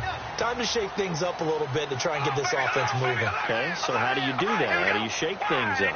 You look at what you called before, realize it hasn't worked Go to so something well, else. and maybe you try and find one of those special plays from one of your better players, and maybe try and hit something big and get things going in the excitement area. Well, I guess we just discovered that someone is certainly not going to sit back and just take it in this game, huh? No, they were trying to get that touchdown back in one shot. One shot, trying to help out his defense and let the other team know they were coming after him. Here's Carr. He's going to leave this for his running back. It's complete. And down he'll go at the 25. Give him 6 on the play, and all of a sudden here it's 3rd down. And at his size, he's a smaller back. You can get him the football. He can kind of get lost, make someone miss. It's good for him. Yeah, it's great for him. I like what you said there. Sometimes he gets lost in the traffic a little bit, but get him out in the open field into some space. That plays to his strengths the best and keeps him out of it where all the big boys are, you know, make someone miss in the open field. And he goes out of bounds across the 40-yard line. 17 yards on the pickup there. The drive will continue. It's a 1st down.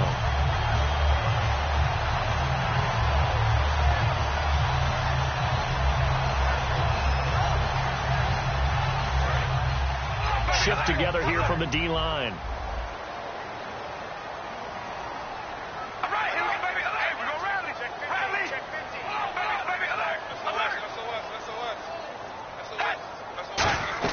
Carr now on 1st down. Now they set up the screen. That's complete. It's a loss of 5 there, bringing up 2nd. Well, that play really didn't fool them. They completed the screen pass, but for lost yardage, a really nice play by the defense. Carr. And he'll hit the slant route. That's caught by Cooper. And he's taken down, but not before he gets this into enemy territory across the 40. So Amari Cooper out of Northwestern High School in Miami making a nice play there. And it's so funny that when I was going through the draft process when he came out of Alabama and was inquiring about him and his skills, they say it all began back in Miami. He really became a pro receiver at a young age because of his attention to detail and precision. But don't forget his athletic ability. That's what made that catch there. And he did spend 1 year with Teddy Bridgewater as his quarterback there, so that helped back in high school. And give him 15 more, and it's another 1st down. Really good, skillful, tough running throughout this contest. Picked up 1st down after 1st down. He's got to have a nickname, doesn't he? How about the human 1st down machine? I think that fits.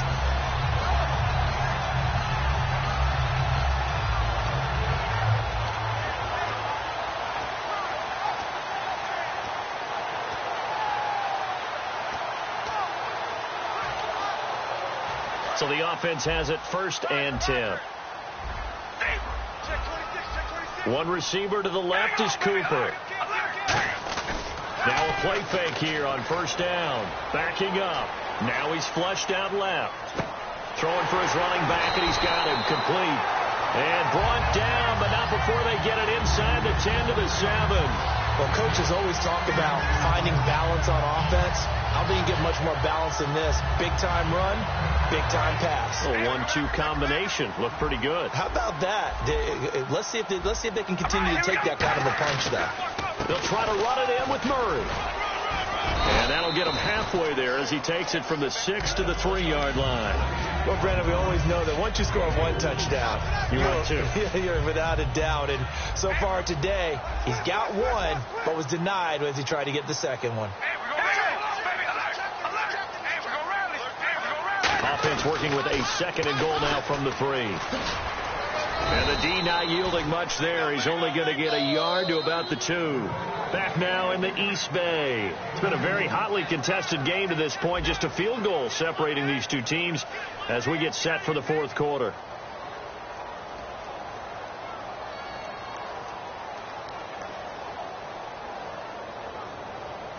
This defense hasn't let them in yet. They'll need to stiffen here. 3rd and goal from the 2.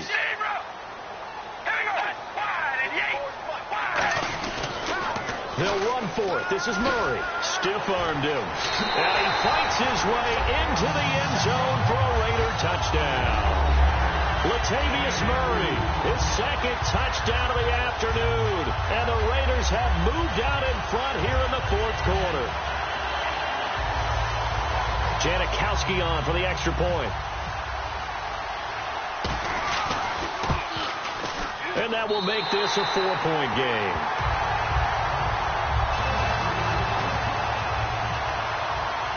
Now Janikowski following the score. He'll boot this one away.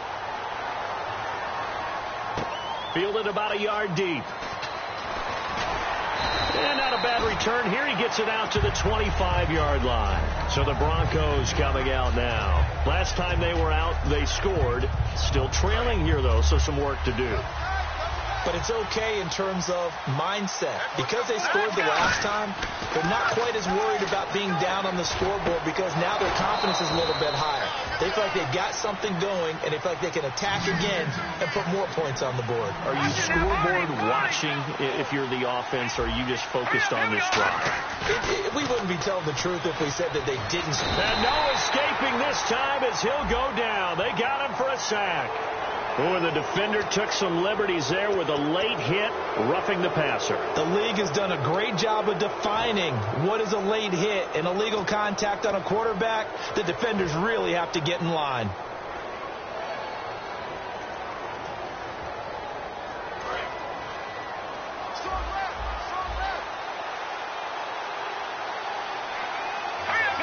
Now Thomas will come in motion right.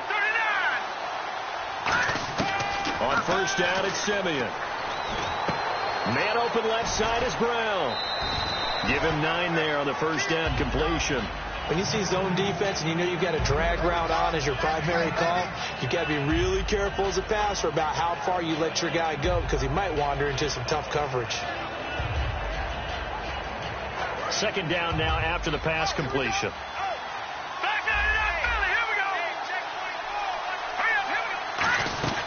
10th carry now for Anderson. Give him 3 yards and a fresh set of downs. And a new set of downs here after picking up the 1st on the ground. And they're going to speed things up here. And the D-line pinching together must be expecting to run. Now a 1st down throw. Simeon. His throw incomplete. C.J. Anderson, the intended target. And that'll bring up 2nd down. And that one was knocked away, and I think the defender's going to be a little upset with themselves. They made the play on the football, but that one felt like a forced pass by the quarterback. Thought he had someone open. He really wasn't. Maybe an example of having too much confidence in his receiver that no matter what, I'm going to throw it to him. And that was a play made by the defense, and it could have been a bigger one. The motion man is Fowler. No. Check. Patriot. Watch him now, Barney. A play fake to Anderson. It's Simeon. Under pressure, and down he goes. They sack him back at the 36. So the roughing the passer penalty, 15 yards, and Charles, the defender, needs to know to stop there.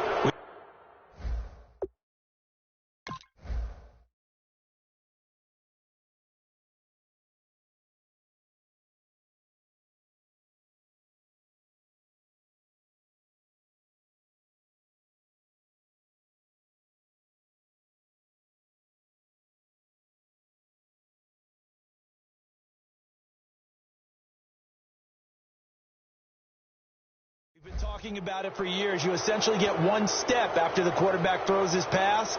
Anything close to that or beyond that, you're going to get flagged.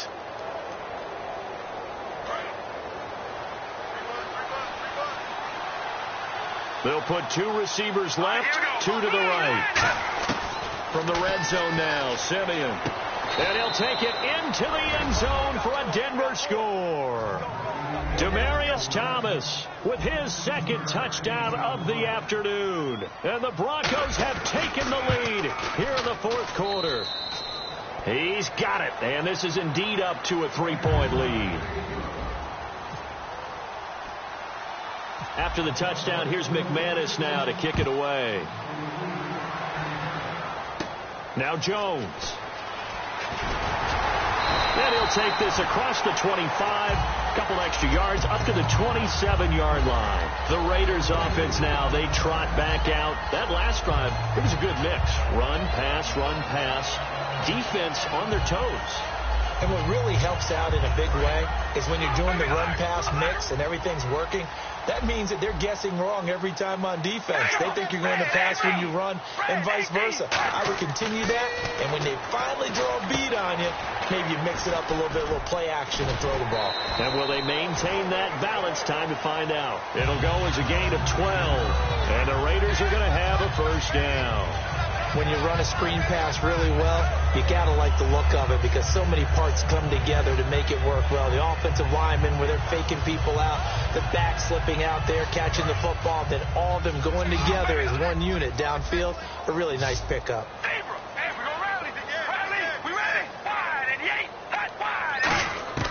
On 1st and 10, here's Carr. He's going to launch this thing way downfield. So they took a shot on first down, but couldn't connect. Well, the obvious goal is to try and score a touchdown, but at the least, adding to a pretty big yardage total for his intended receiver there, huh? Yeah, well, when you got a guy over 150 yards, keep chucking it deep to him, I guess. Yeah, no doubt about it. You can get it to him short, and he can make plays that way, but I like what you just said. Throw it to him deep and get it in a big chunk. But incomplete on that try. That was second down run for Murray. And some room to work. And I think the ball's out, but this will get out of bounds, so possession will stay the same. And I have to admit, partner, that I've often thought that I don't like this rule.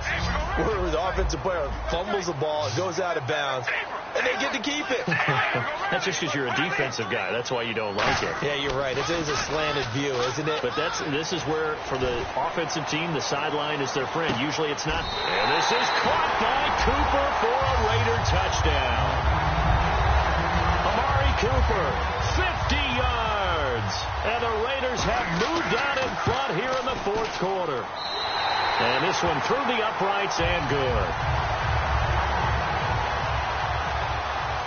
Now Janikowski following the score. He'll boot this one away. This fielded a few yards into the end zone. And the decision to bring it out, a good one, as he's up a yard or two shy of the 30. The Broncos offense now gets ready to head back onto the field. And they will simply, Charles, be looking to duplicate what they did last drive when they were able to push it in for 6. And they hope it'll be that easy, right? To be able to take exactly what happened before, replicate it. They may have to make a few additional changes along the way because I'm sure the defense will make some adjustments, but they've got to have great confidence having scored the last time out. It appears that the pressure is affecting him today. Normally, he knows exactly when to get rid of the football, but today, because he's been hit a few times, he's getting rid of it a little bit too quickly. They'll put 2 receivers left, 2 to the right.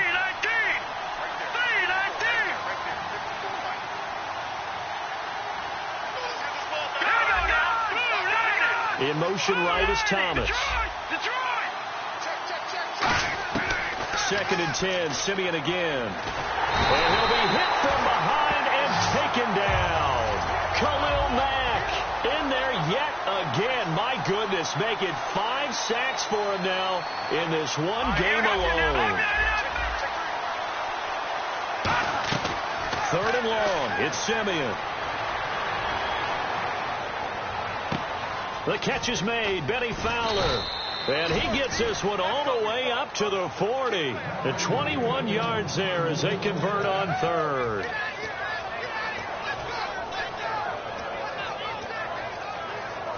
So after that big play, let's see if they can catch their defense maybe on their heels. All right, now look at 56. First down. Here's the run with Anderson. And he takes it past the 45 and down at the 46. It's a 6-yard pickup, and it gets him to 2nd and 4. And once again, leverage wins. The offensive line, lower than the defensive front. They moved them and found some good space for the guy carrying the ball. Let's go. They run. Anderson. It'll be a minimum pickup, and it will take us to the 2-minute warning. Time for a break. We're back to see what happens after this.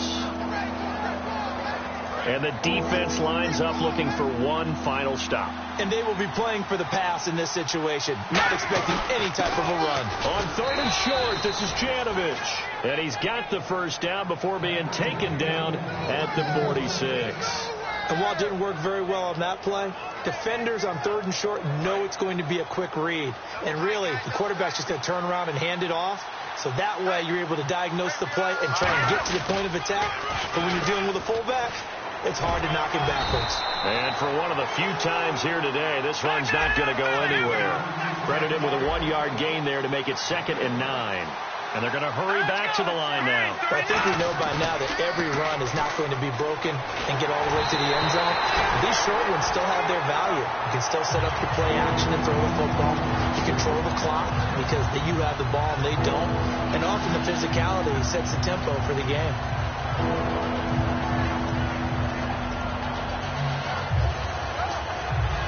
Now play number 8 on this drive, and they need 9 yards to pick up the first on 3rd.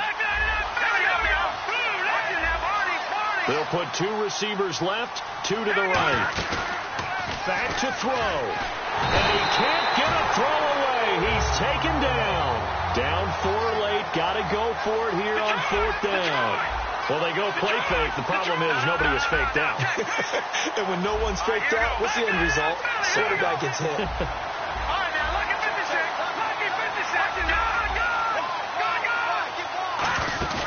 Desperation time for Simeon on 4th. Looking sideline, and he's going to have his man as he was able to walk the tightrope there for the completion. Now the Oakland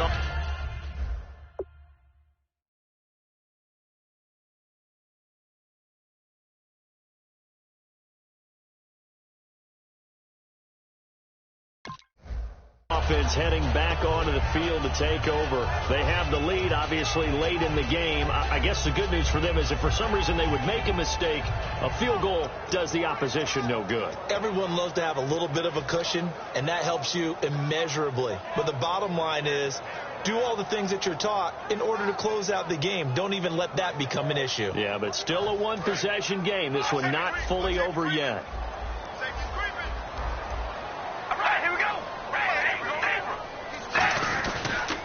They begin the drive with a run by Murray. And he'll be taken down, but not before he gets into enemy territory. 17 yards on the pickup there. The drive will continue. I know anytime you watch a team run the ball really well, there's a pinball effect, people bouncing off of each other. There's also some things of beauty in there when you see these nice, explosive, strong runs. And this guy, he knows how to carry the football really well and continually wants the football. Why? He knows the offensive line's going to give him great effort, and he gives great effort himself to finish off runs. Fresh set of downs here. Now the Broncos are going to take a timeout. It's just their first. They've got 2 more to use here in the final stages.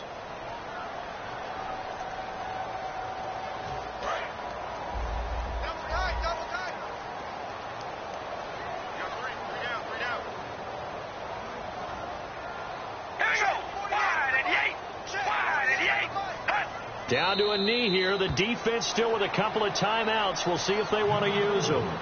And now the Broncos will burn another timeout here. That'll leave them with just 1 remaining in this 4th quarter of play.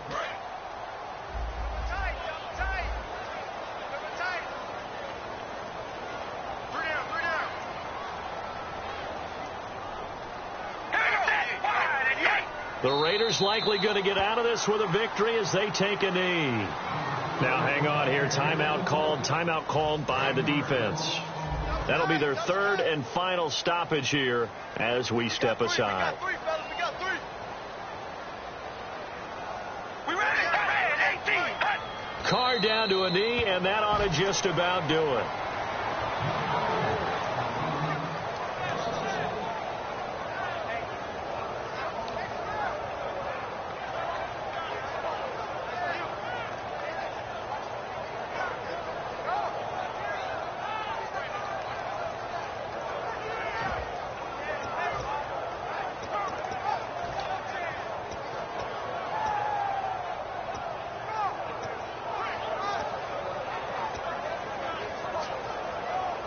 And now they're going to go for it. This isn't 4th and inches. This is 4th and 14.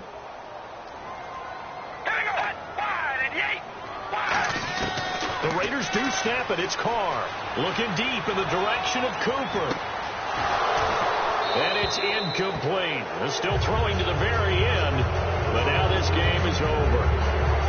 Well, going into the final play of this game, they knew that they needed some type of a miracle there at the very end, but they couldn't get it done. However, we were treated to really a spectacular affair. Even though they didn't finish it off, you're exactly right. They took us down to the last play. We're still, you were wondering, could it happen? Possibly, even though we both knew it was a long shot.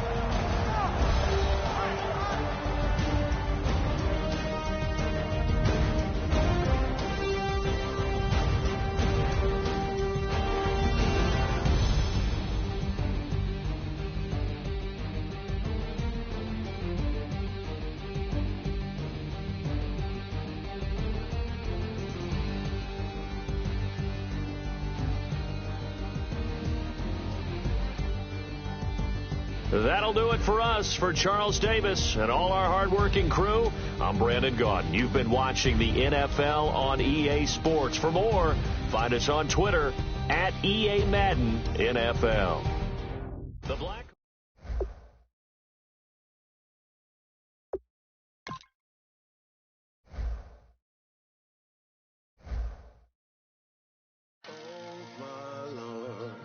The light is going down and the week is here. Save my soul. I can feel it coming, troubles in the air. Oh my Lord, the light is going down and the week is here. Save my soul. Who's all with me? Who's all with me?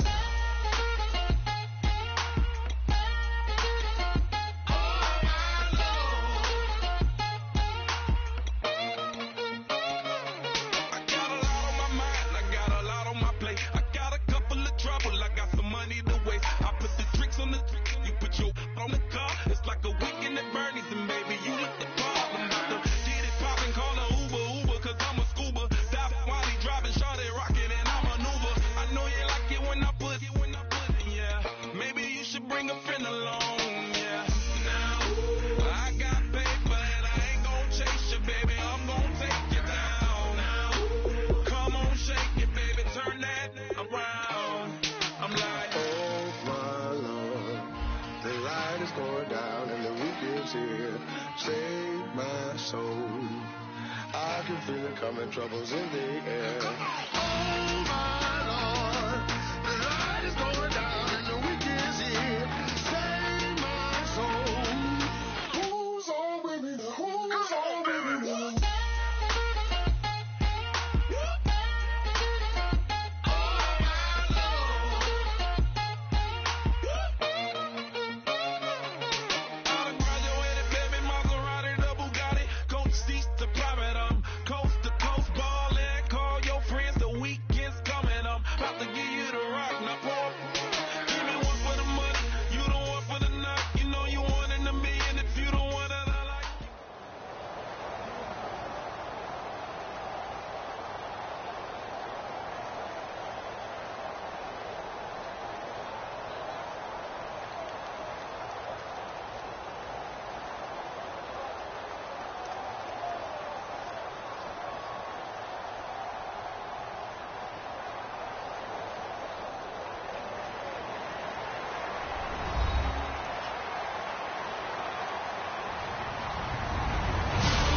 Everybody, I'm Larry Ridley, and this is the NFL on EA Sports.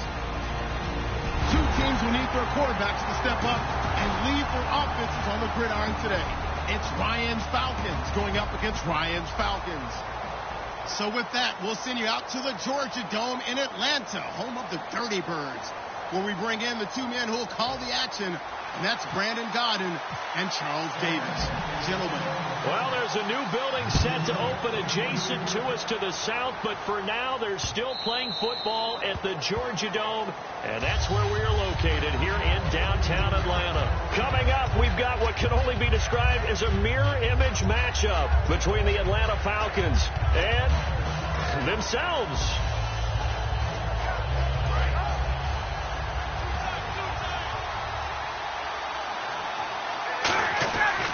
They'll run for the first time with Devontae Freeman. And they're able to get this one across the 35. And when you watch Devontae Freeman run the football, you can almost close your eyes and hear him running the football, can't you? Because people just scatter. I mean, you know, when he goes through a pile, it moves in a positive direction for him. I just love how hard he plays the game. 1,000-yard season. He had 11 touchdowns last year.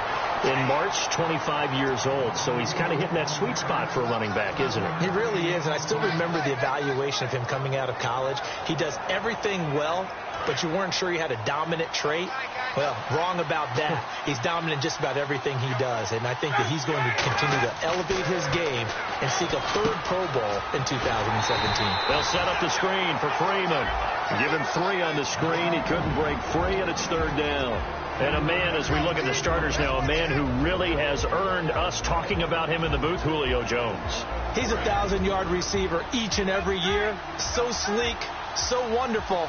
I call him Secretariat. And they insert their dime package, 6 DBs here on 3rd and 6. Expecting pass all the way. They'll need to get the play off quickly. So offense moving a little too slow there, could not get set, and they get the penalty.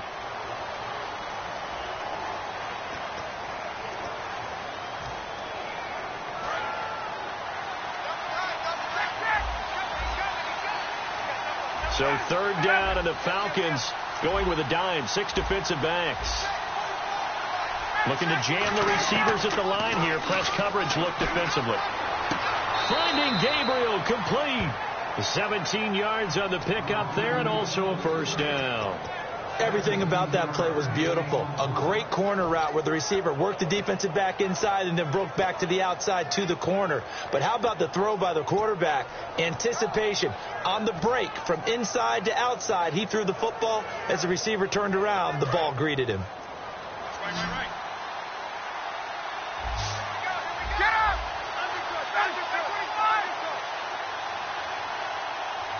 The defensive line disperses a little bit here, maybe expecting a pass. Time running out here on the play clock. Now a play fake here on first down, and that's incomplete. They were looking that time to get it to Justin Hardy. And here we go. We get to see the Falcons again on offense, a crew that last year scored 540 points, tied for 8th most all time. But my question is this, such a crushing Super Bowl loss in the offseason, does that set you back big time, or does that fuel and feed you momentum-wise going forward? It should fuel and feed you momentum-wise going forward, partner. That's exactly how it's supposed to react, and that's what you'll see in the Falcons locker room in the entire offseason. They'll talk about finishing, unfinished business, things of that nature. But we have seen where teams have not recovered from it. Remember the Rams? They got to a Super Bowl, got beat by the Patriots, didn't get back there again. The Broncos in 2013, #1 offense, #1 scoring offense. They didn't get back in 2014, but they did in 2015. So you can recover from it. Call it a gain of 4, and it'll leave them with a 3rd down and 6 to go. When you find that kind of yardage, you couldn't be more confident as a ball carrier. And guess what? You're going to go back and tell your offensive coordinator, I'd like to keep carrying it, thank you. They give him 12 yards and a first down. And that's the connection, Ryan to Jones, that this defense obviously has to key in on. Certainly feels like they got the party started with that one, doesn't it? And when those two get... Got a man, it's caught inside the 10. Over 1,400 yards last year for Jones. Just 6 touchdowns, but, of course, he had the big 300-yard game. However, when he was blanketed with coverage, he always opens things up for other guys, doesn't he? He does, and that's what's benefited Atlanta's offense. Other guys were able to step up. In 2016, Mohamed Sanu stepped up and had his best year as a pro. Austin Hooper, as a young tight end, really developed down the stretch. And Taylor Gabriel, who had come over as a free agent from Cleveland, he really flourished. Actually led the team in touchdown catches. But there's only one Julio Jones, and you want to get the ball to him as much as possible. And he puts it through.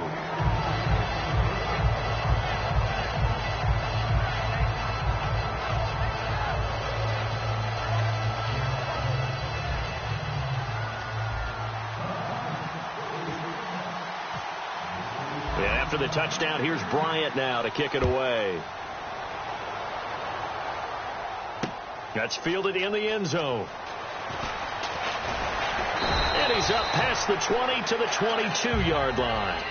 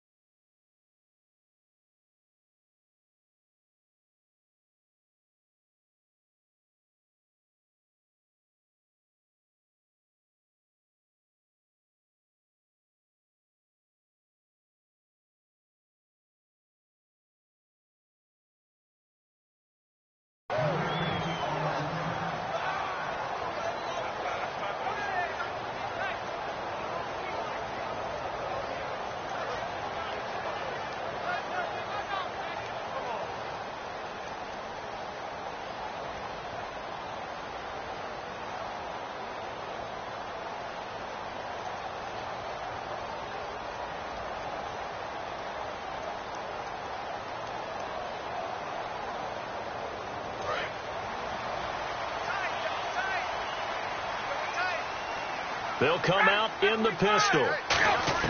Now Ryan on first down. And it's hauled in by Austin Hooper. And he's able to get out to the 32, brought down there. That one good for 10 yards. And that'll bring up a second and just about a few inches here.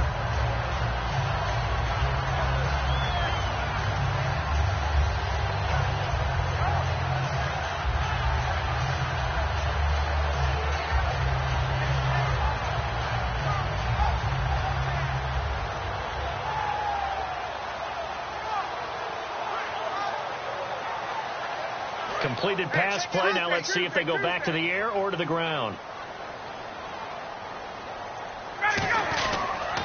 The first carry for the tailback, Devontae Freeman. Trying to run inside, but nothing there. No gain on the play, and now they're faced with a 3rd and 1. Here's the offense, and we talk about the tight end, Jacob Tammett. A lot of people thought of him as simply a safety valve receiver. He can be a primary receiver. Jacob Tammett shows better athleticism than what people expect.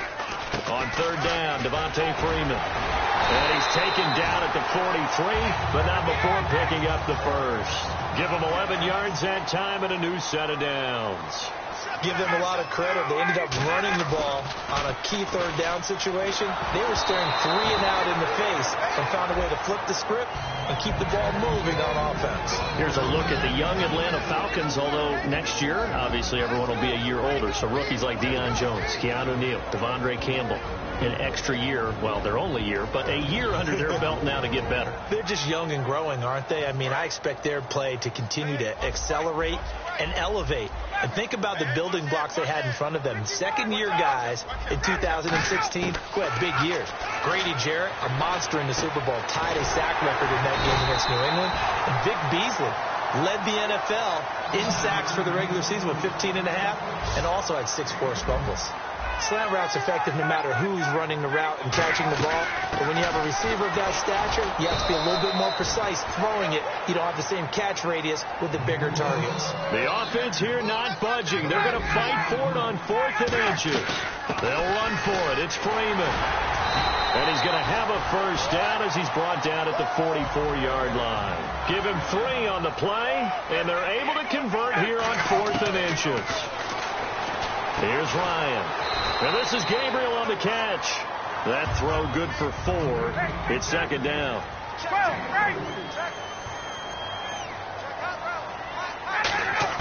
Now Ryan on second down.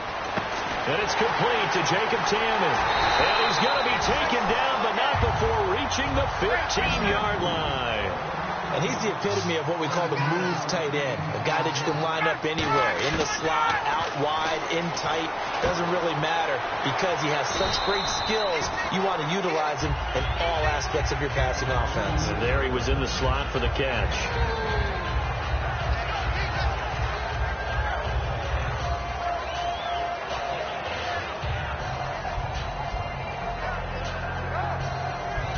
Long drive. The defense just cannot seem to catch a break and get off the field.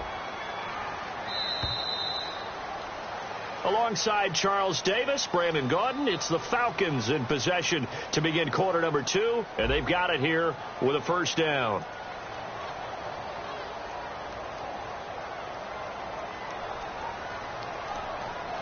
And the offense readies for play number 10 of this series.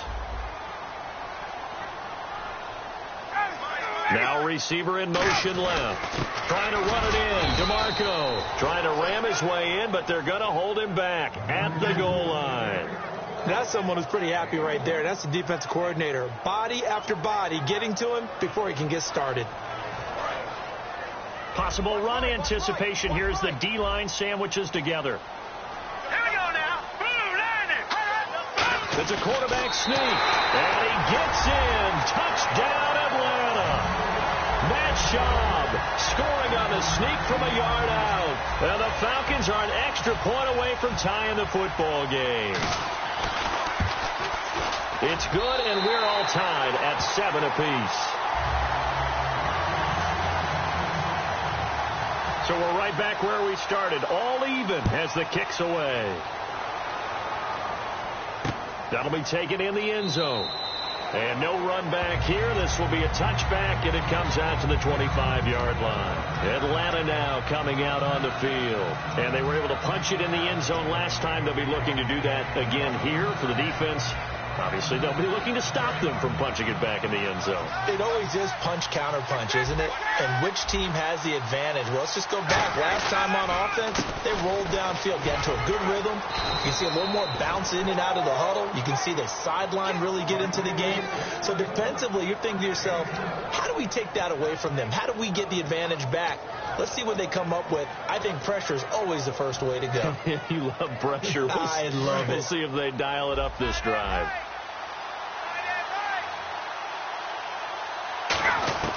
They'll throw on first down with Ryan. And a quick throw here, that's complete. 18 yards the gain for number 18.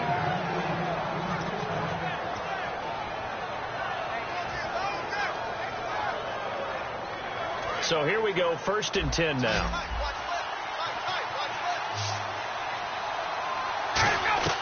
Throwing now, Ryan on first down. Into a double team, and it's intercepted. A great read, and it's picked off. And his guys will take over at the 30-yard line. So out come the Falcons now. And that last drive, a long drive, but not just that. They had a great air attack going. Do they stick with that? I would think that they would, because if they were confident enough to do it on the last drive, starting backed up in their own territory, why would you change anything? They've got to be confident about what they're presenting and continue to do so. Yeah, because the secondary, they really look clueless. And that was amazing because that drive went and went, no adjustments and no big plays by the defense to knock the ball away. They go play action here on first down. And incomplete, a drop there in the middle third of the field. That'll bring up second down. Well, you mind if we go off topic for a second? No, let's go. I like to do that randomly. AFC playoff contenders for this year that didn't make it last season. Who do you have that might get in? Well, I think Cincinnati's got to be considered there. Maybe they'd have an offseason that's calm, and they go into this season and try and get back to the playoffs where they had been perennials. How about Denver? Yeah. Remember last year they didn't have the quarterback to start. Trevor Siemian played pretty well overall, but maybe they can get solidified there and ride that strong defense right back into the playoffs. I'm going to give you a couple a little bit off the pace. Indianapolis cannot afford to squander Andrew Luck, one of the better young quarterbacks in the game. They've got to get back to the playoffs. And Buffalo, brand new head coach, brand new people running the ball club. Let's see if they can figure it out, because I think defensively they can be awfully strong.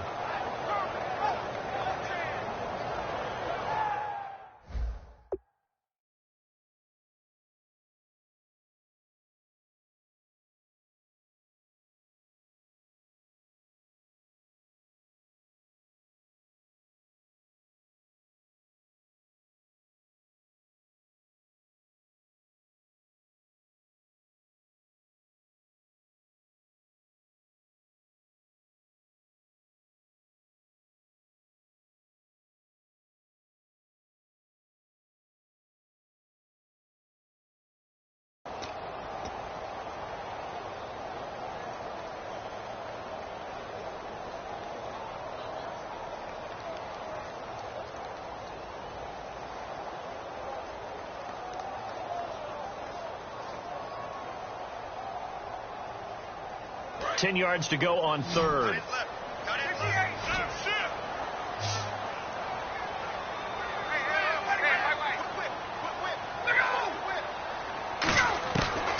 third down, Ryan. And Tammy with it over the middle. He will have a first down here at about the 40. It's a 10-yard pickup, and it moves the chains. They gave up the completion there, but this is what zone defenses count on. Catching the ball and not much run after the catch. Shipped together here from the D-line. Again, we'll see the pistol here. This is Freeman on 1st and 10. And he is met at the line of scrimmage, and he goes down right there. Just a yard on the pickup there, and it'll bring up a 2nd and 9. 9 yards still remaining here to pick up the first on 2nd down. Freeman, the lone man in the backfield.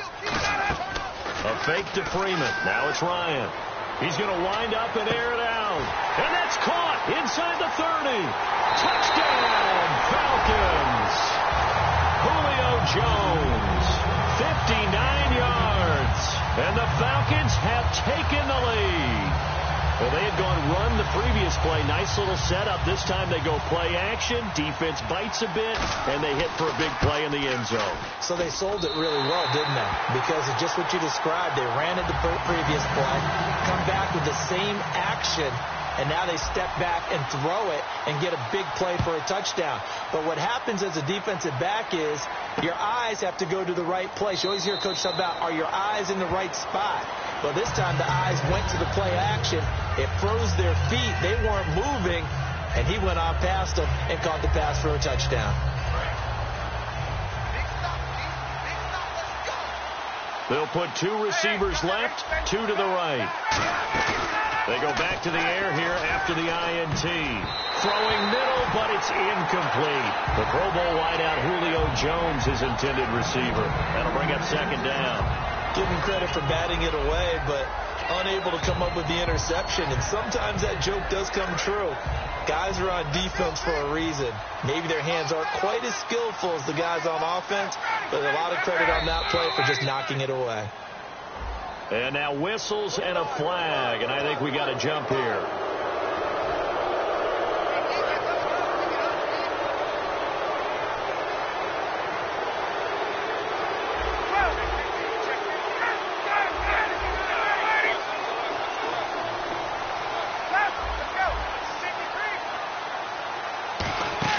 Off the play fake to Freeman. It's Ryan. Trying to lay one up deep. And that's caught at the 25. A big play there. Ryan to Jones. 45 yards. The last drive he threw the pick, but he's not shy. He's going downfield again there. And you can't be, because if you back off after throwing an interception, your whole game plan just goes right out the window, and it makes things easier for a defense. And you and I both know there's a quarterback in this league that's any good that doesn't throw an interception occasionally, and they usually bounce back in a big way. I've seen guys throw 5 and still find a way to win the game in the end.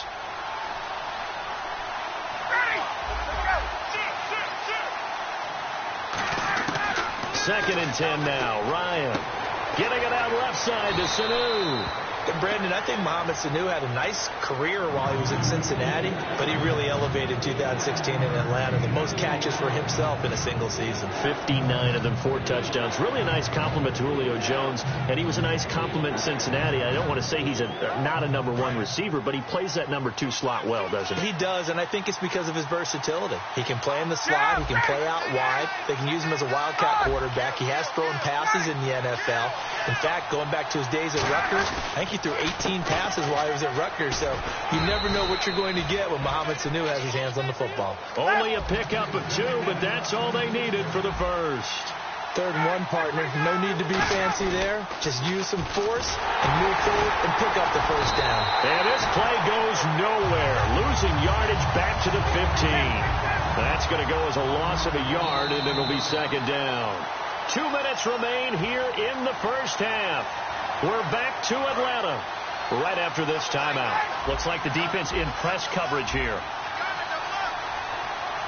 They come up in an offset eye. Now Ryan. And the hit jarred it loose. It's incomplete. After all the preparation, all the practice, a play like that will absolutely break your heart. They had everything they wanted, just unable to complete it.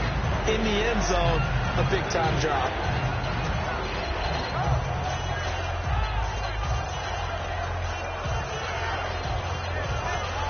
Seventh play of this drive coming up, but a long way to go on 3rd down. The throw is Ryan. And that is incomplete. He was trying to hit Taylor Gabriel that time. And that brings up 4th down. And that was a nice play. He knocked it away, but obviously you want the interception in this situation. You want to take away any chance that they have any decision to make on 4th down. But things happen so quickly in the end zone in this compressed area of the field that you're just happy to knock it away and not allow a touchdown.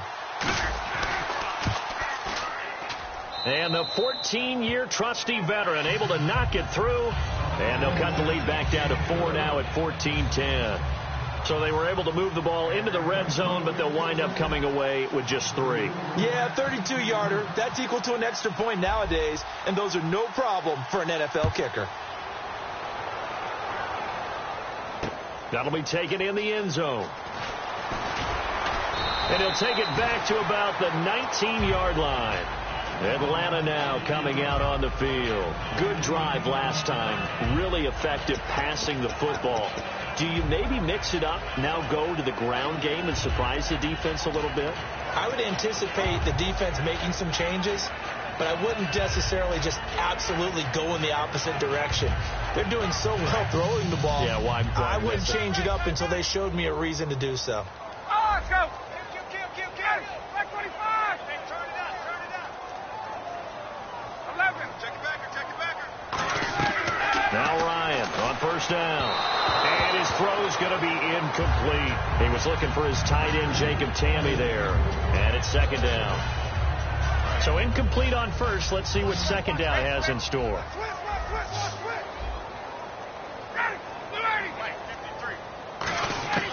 Again on 2nd and 10. It's Ryan. And he'll be hit as he releases it. And that'll fall incomplete. Not too many things get to a quarterback of this magnitude, but I think it's safe to say that pressure can get to any quarterback. He's obviously a great franchise quarterback, but felt the pressure, threw it incomplete. 3rd down here for the offense after the incomplete pass.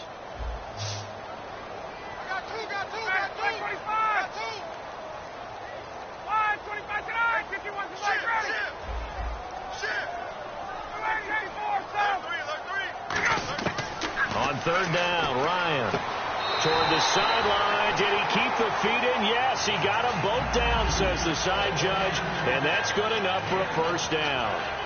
And that's how you pick up a 1st down. Not only does he make the catch, but has enough body control to get his feet down inbounds, toe tapping and dragging to make sure he gets it done.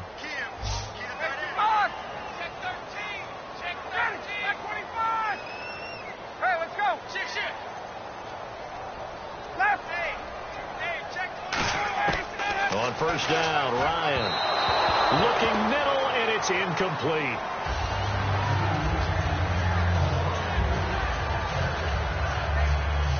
So the incomplete pass brings up second down.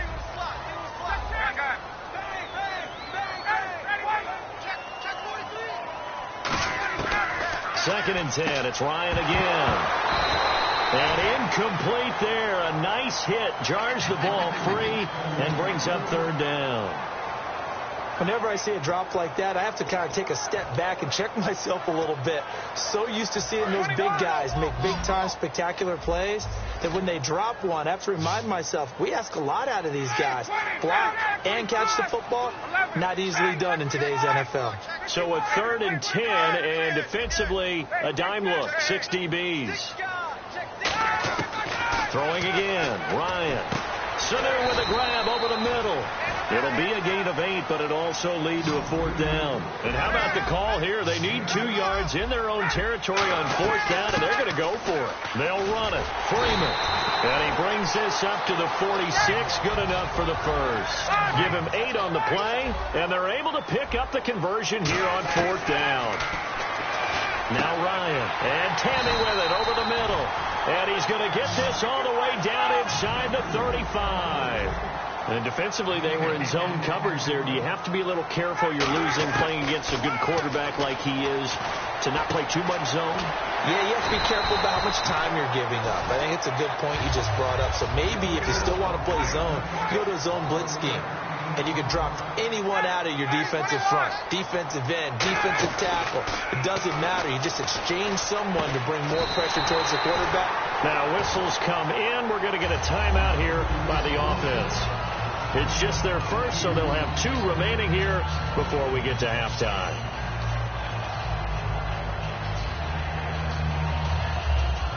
And the offense readies for play number 10 of this series.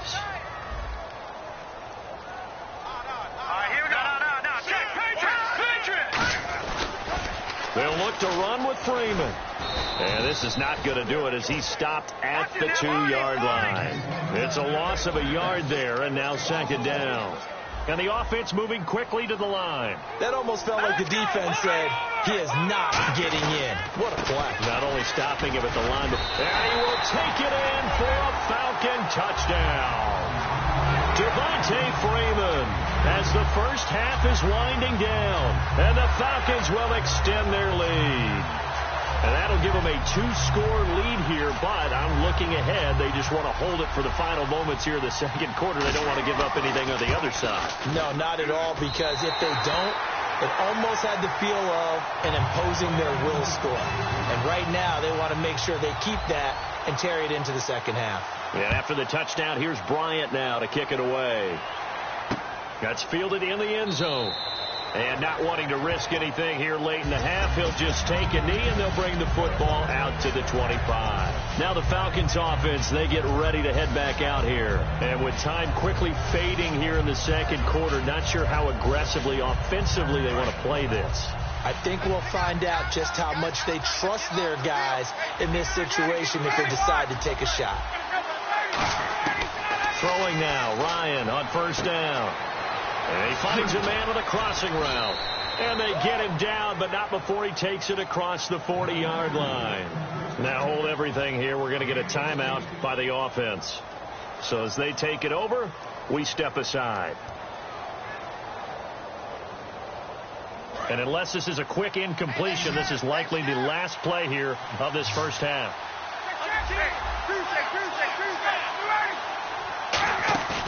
Final play of the half. It's Ryan.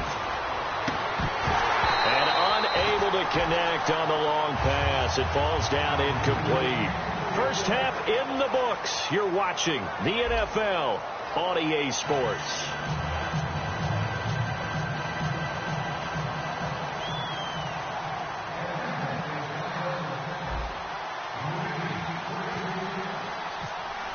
Both teams appear ready for the fight ahead, and we resume action here in quarter number 3.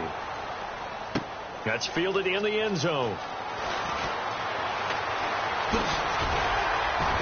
And he'll get it up to about the 26-yard line just across the 25. Atlanta now coming out on the field. They built a good first half lead. Now they have a chance to add on to it. And what I'm thinking is that the offensive staff spent the entire halftime just working with them on, here's what we think they're going to do to attack us in the second half.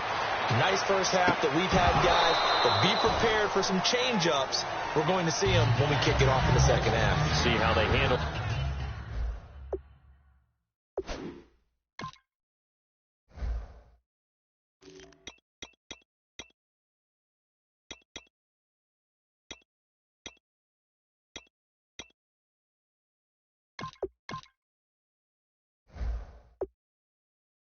Any adjustments that might be made defensively.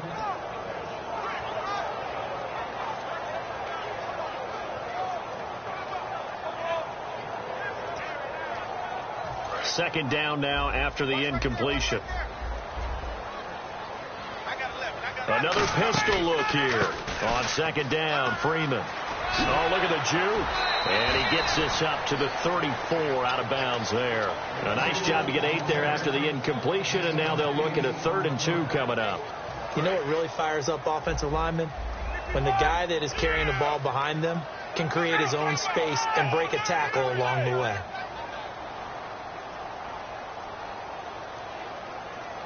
Sanu, the man in motion right. Again, they'll run with Freeman. And some room to roam now. And he will have first down yardage as he's brought down at the 41. I don't know about you, but that almost felt like old-time football there. 3rd and 2 is not necessarily just a running down anymore. A lot of times they want to throw the ball. They went back to the roots and powered forward and got the first down. Freeman, the lone man in the backfield. They go play action here on first down. He's got his man on the crossing route. A good pickup there. 8 yards on the first down completion. Seeing that play and understanding just how tough it is to cover tight ends, especially the ones running around the NFL nowadays, makes me glad I didn't make it in that league. I would have had a really difficult time. But now you get to sit up here with me. Yeah, and that's fun, isn't it? And what a really nice game right there on first down for them. Brings up a nice second down for them. Ryan on the handoff. It's Freeman. And he'll be brought down at the 48-yard line. 3 yards there, good enough to keep the drive moving. Tough day, tough sledding right there, and it's been that way the entire game. Not a whole lot of room to ramble for him. Yeah, you're right. It's been that way all afternoon. Didn't get a whole lot better there. And a new set of downs here after picking up the first on the ground. Now a play fake here on first down. And complete on the right side. It's Tammy. And he's going to get this inside the 30. 20 yards on the pickup there. And it'll give the Falcons a first down.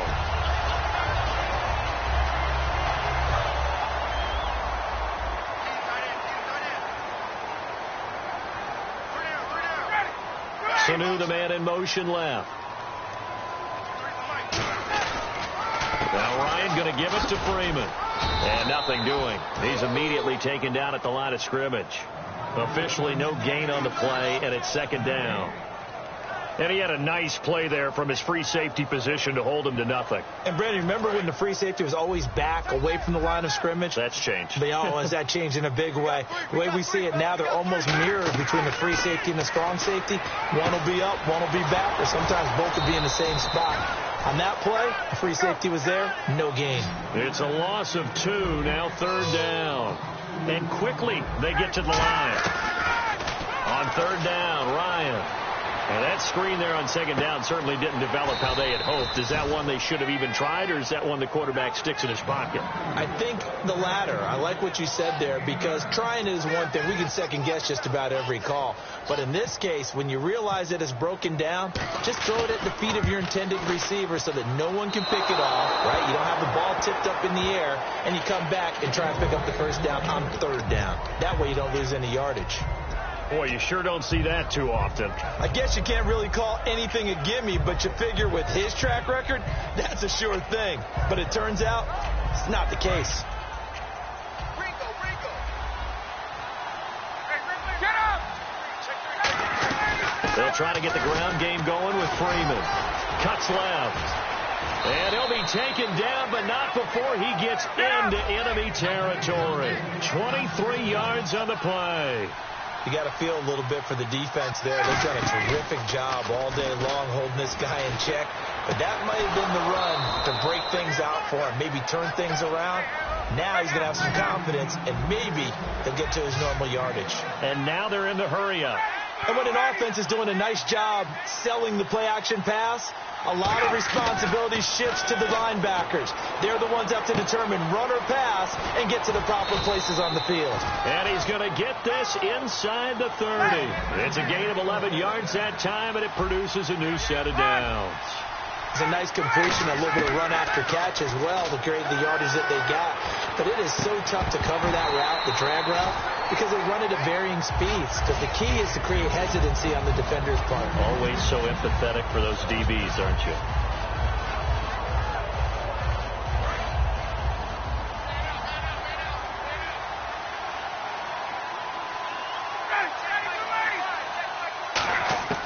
Second and 10 now. Ryan.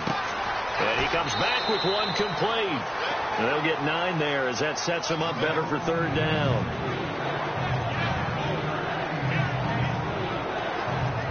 Third down now following the completed pass. On 3rd and 1, Ryan. And Robinson with a big catch. And he picks up the first as he's able to take it down to the 7-yard line. Looking to speed things up here, going with some tempo. They run the play fake to Coleman. Now Ryan. His pass caught at the 4. And the stop will come inside the 5 at the 4. Back now in Atlanta. It's the Falcons. They'll have the football, but trailing on the scoreboard as we get set to begin the 4th.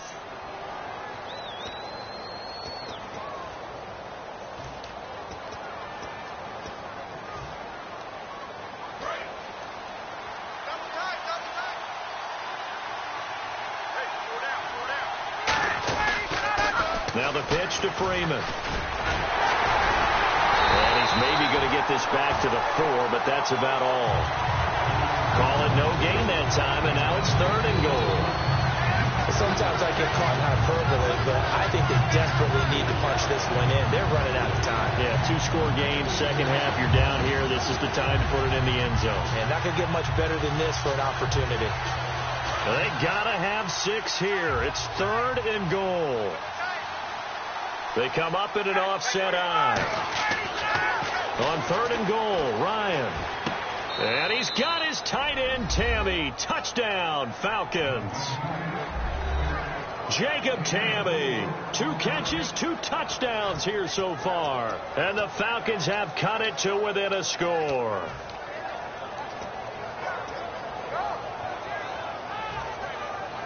So a big play coming for the Falcons as they'll go for 2. To throw for it is Ryan. And they don't get it. They tried for the 2-point conversion there, but unsuccessful. Protection was great. He had time to set up a campsite. But in the secondary, though, they were ready. And I think that in most places on the field, if you have that much time to throw the ball, someone's going to shake free and you'll find an open receiver. But condensed near the goal line on a 2-point conversion, all that extra, there's not any extra field. So it kind of closes in on them, and that allows you to cover a little bit better. Here comes the Falcon offense now as they get set to take over here. And they had compiled a pretty long drive last time. Unfortunately, though, it ended with no points after the missed field goal. And that can hurt the psyche of a team because as they drove downfield, you're never supposed to count points in your mind until they go up on the board. Well, let's face it, we've been there, we've seen teams. Well, this is taken in, it's complete. And he's brought down after a good gain. That one goes for 24 yards. So the defense blitzed. A nice job picking that up, completing the pass. And how in sync was the quarterback in his center on that play? They saw the blitz, made the appropriate calls, got the line engaged because now they know there are going to be extra guys coming at the quarterback, so they got their assignments down pat and kept them away from him, and he's able to step up in the pocket and fire one now for a really good strike.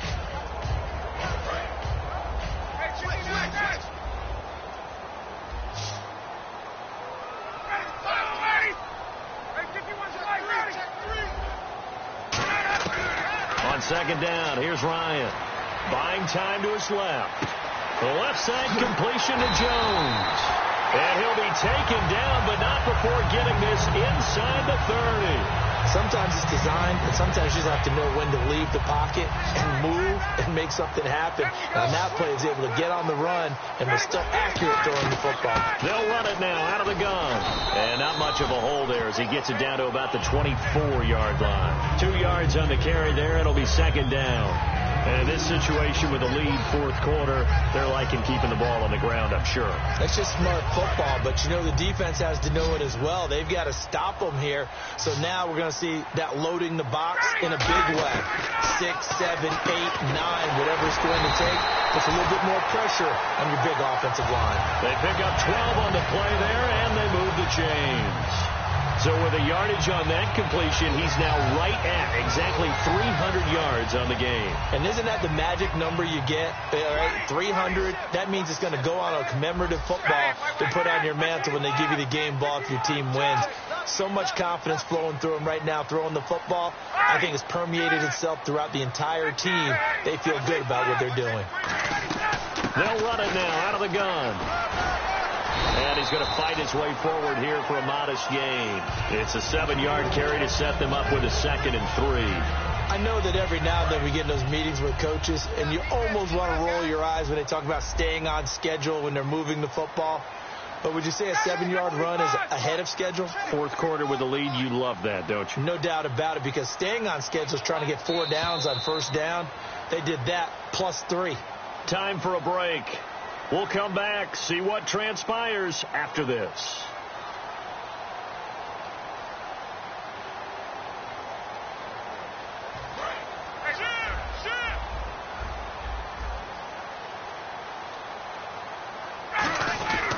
Now Freeman, he's been busy today. Give him a yard on the run there, and that's going to set up a 3rd down and 2. Partner, we know today's NFL is really built around the guy throwing the football. But these short runs, they still pay dividends because they can take their toll on a defense, and they can add up as the game goes along. You control the clock, you control the ball, and that way you often control the game. Trying to keep the drive going here. This is play number 7 on 3rd and 2.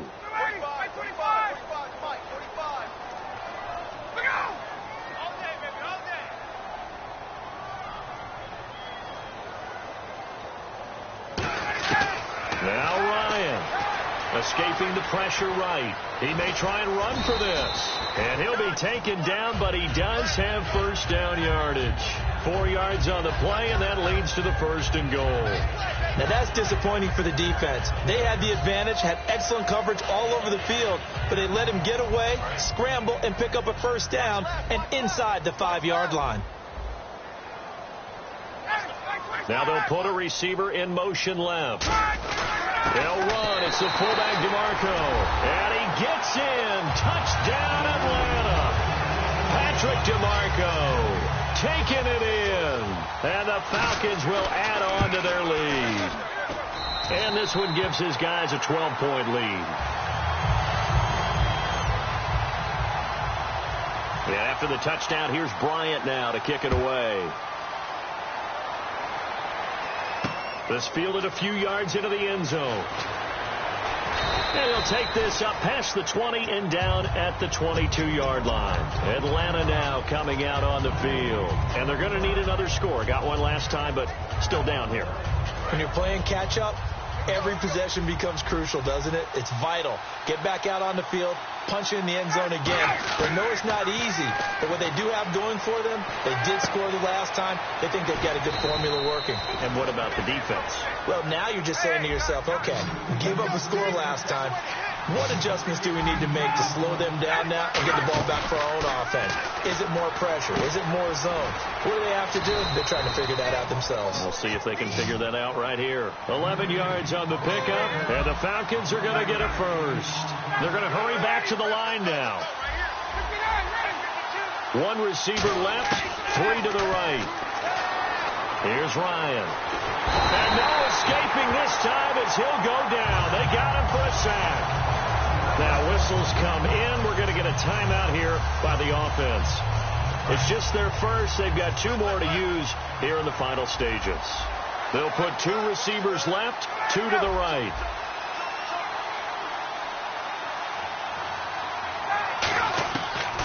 Ryan on second down. Oh, the ball comes out on the hit, but they'll say it's incomplete. Really nice play by the guys on the defensive side of the ball, but for the guys on the offensive line, they're doing a nice job of trying to protect their passer. But when a guy hops in the air and goes airborne to try and knock one away, it's difficult because you can't reach out and grab him. That'll be a holding penalty. So all you're trying to do is make some type of a play on him, make some type of contact to try and get his arms out of the sky.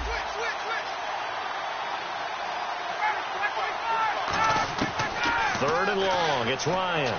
And that will be incomplete. 4 ticks left here on the clock.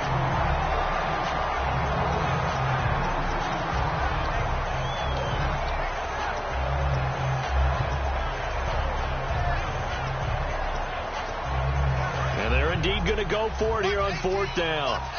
So trailing here in the last quarter. Let's see how this plays out. And some changes here as the D-line separates some.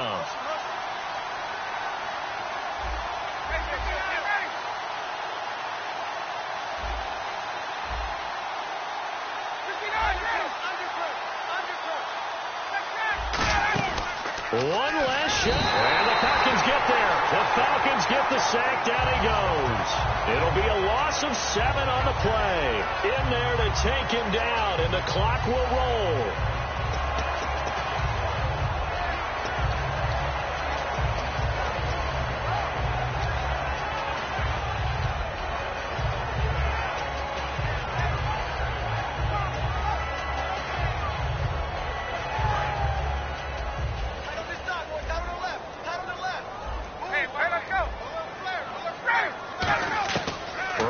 To throw it. And it's incomplete. They're still throwing to the very end, but now this game is over.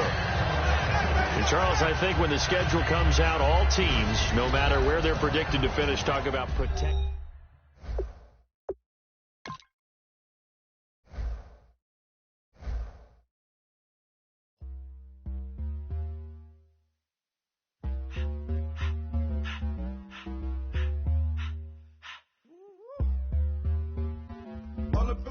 You're not from the clique.